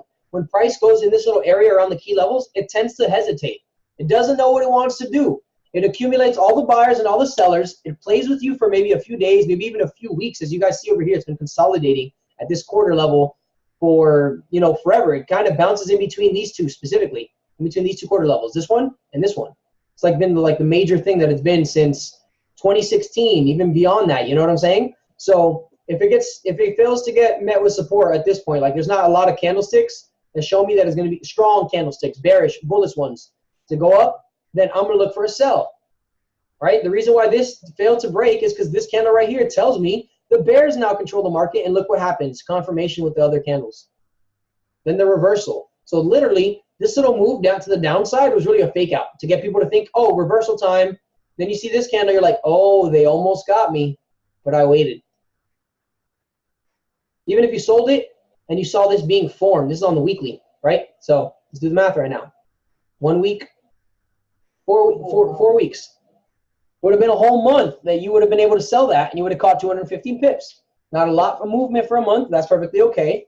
You know what I'm saying? 215 pips, 215 pips. But the whole point is you got to learn you got to familiarize yourself with these markets. They fake you out. They try to break you. They try to take all your money. And they try to keep you out of it because they know if you master this shit, you're going to rob them blind. You're going to break banks. I don't know if you guys have heard of George Soros, right? One of the best traders in the world.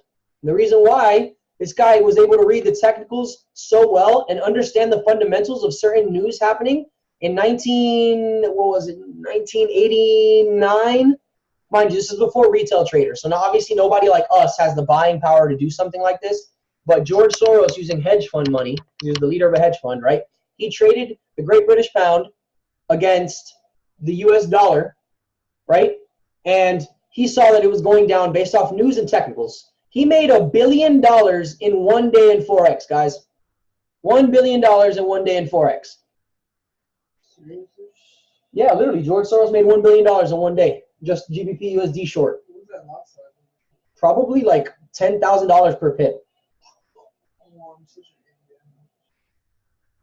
Hey, check out the cream crossover on the 9.955 level. Oh, this one right here, yeah, and it's being supported? Absolutely. If it gets met with support another time on the 21 moving average, it's still going to go up. Mind you, this is on the weekly too, so you know what I'm saying? But at the end of the day, I'm not even going to lie, this little area right here looks like a double top. If you guys didn't notice that right here, I think this little fake breakout of these triangles that we drew right now is literally just a bit like a smaller picture on a bigger move.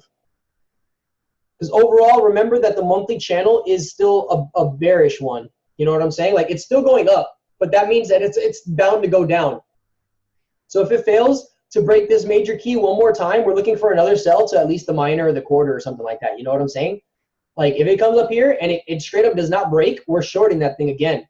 But at the end of the day, I do agree with you in the fact that, like, this helps confirm that the bulls are still kind of running it right now, but then we go into the daily, right? See what's going on right now? So this right here makes me feel a little uncomfortable because what the heck's going on right here? This is straight up consolidating at this quarter level. This is another reason why I also don't trade on Sundays. Like, look like what is going on right now? Who knows? I'm waiting for like some crazy movements on a Tuesday. That'll take. Club goes up on a Tuesday, so do these pairs. You gotta be funny, bro. You can't just talk about charts all the time and not be funny. But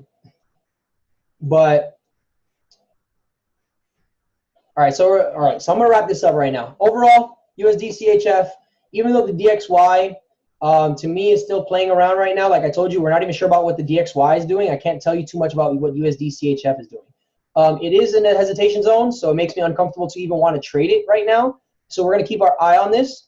Overall, my whole projection of this is short-term bullish, long-term bearish. Okay, I still think it has room to go up before it goes down. And then let me see what's going on in the candlesticks going on right now. This 4-hour candlestick hasn't even closed, so you can't even read the current candle. Until the markets have been open until 9 p.m., you can't read the candle. You guys haven't noticed another thing too? Some people are so shocked when I tell you this. The daily candlestick starts at 5 p.m., guys, 5 p.m. EST. If you haven't noticed by now, every daily candlestick closes at 5 p.m. EST or opens at 5 p.m. EST and closes at 4:59. Okay? So same thing with this 4-hour. This 4-hour still has another 2 hours to go. I'm not going to read this candlestick until another 2 hours. A lot can happen to this. You know what I'm saying? But overall, these patterns right here, like this one right here, tells me bullish. This little combination. Remember what I told you about exhaustion followed by an engulfing. Exhaustion followed by an engulfing. Fire combo pack. Literally. Combo pack. You know what I'm saying? The pizza flavored combos. But look, if you guys want, we can draw another trend line just so you guys can see a picture of price getting squeezed in this area. I'm waiting for that breakout, baby. Breakout, fake out. I'm very excited right now. I see we have a lot of potential in the markets. I feel like I'm getting better with my skill set, so that stuff leaking over and my trading results get better. And that's another thing too. I noticed that your trading gets better when you get more confident in your stuff, even if you're losing. Because you just know it's part of the game. It's really cool. Like guys, no income claims or anything like that, but like I've lost like, you know, good amount of figures that would, you know, that make most people cry in their first year of trading Forex. So I feel that. I feel that energy. And same thing for wins. Don't get it wrong. Don't get it wrong. But so you guys can see that we got another little pattern going on right here right now, right? Correct? You guys can all see that. So if we got a little breakout of this pattern, and it breaks out of my key level, so I'm putting like a little call alert probably around here. Where's my? There I go. Right this way.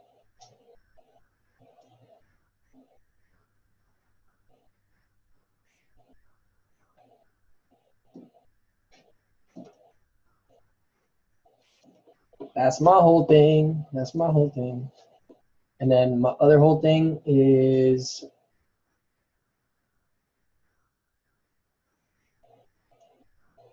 Two scenarios. always, well, I mean, that's not always so clean cut to be two scenarios, but like essentially it really is. Like there's only two ways of marking go, up or down, okay? I know they always teach you the third one is consolidation, but guess what? That's just a combination of up and downs. Literally, like think about it, guys. Consolidation right here. What is it doing? Down, up, but it's just doing it in a smaller area. You can master the trend and then get into consolidating, then you can do it, okay? I definitely recommend trying to go with a trending pair more than a consolidating pair. I got more value on this call than some IML TV sessions. Yo, I'm not even gonna lie, bro. You just gave me mad cloud tokens because I watch IML TV for value. Ha! What? I appreciate that. I'm gonna record this real quick just because I'm like, what? What did I just get told? What did I just get told? Who said what now? I think this qualifies me. What? I love you guys. I love you guys so much. You guys remind me why I do these Zoom calls. Every freaking Sunday we're doing this. I'm not playing anymore. I'll mute you and do the captions and my whole little thing. Isabel, I missed you. You left it open. You're so cute. I appreciate you. You missed almost everything. I'm kind of wrapping it up already because I've been talking your ear off for officially 3 hours, but I do have it recorded. So if you really want to watch me talk about these things for 3 hours, you got it. Skip through the stuff you already know. We just covered like a couple pairs and some, yeah, I don't know. We just covered a lot, to be real. Sure.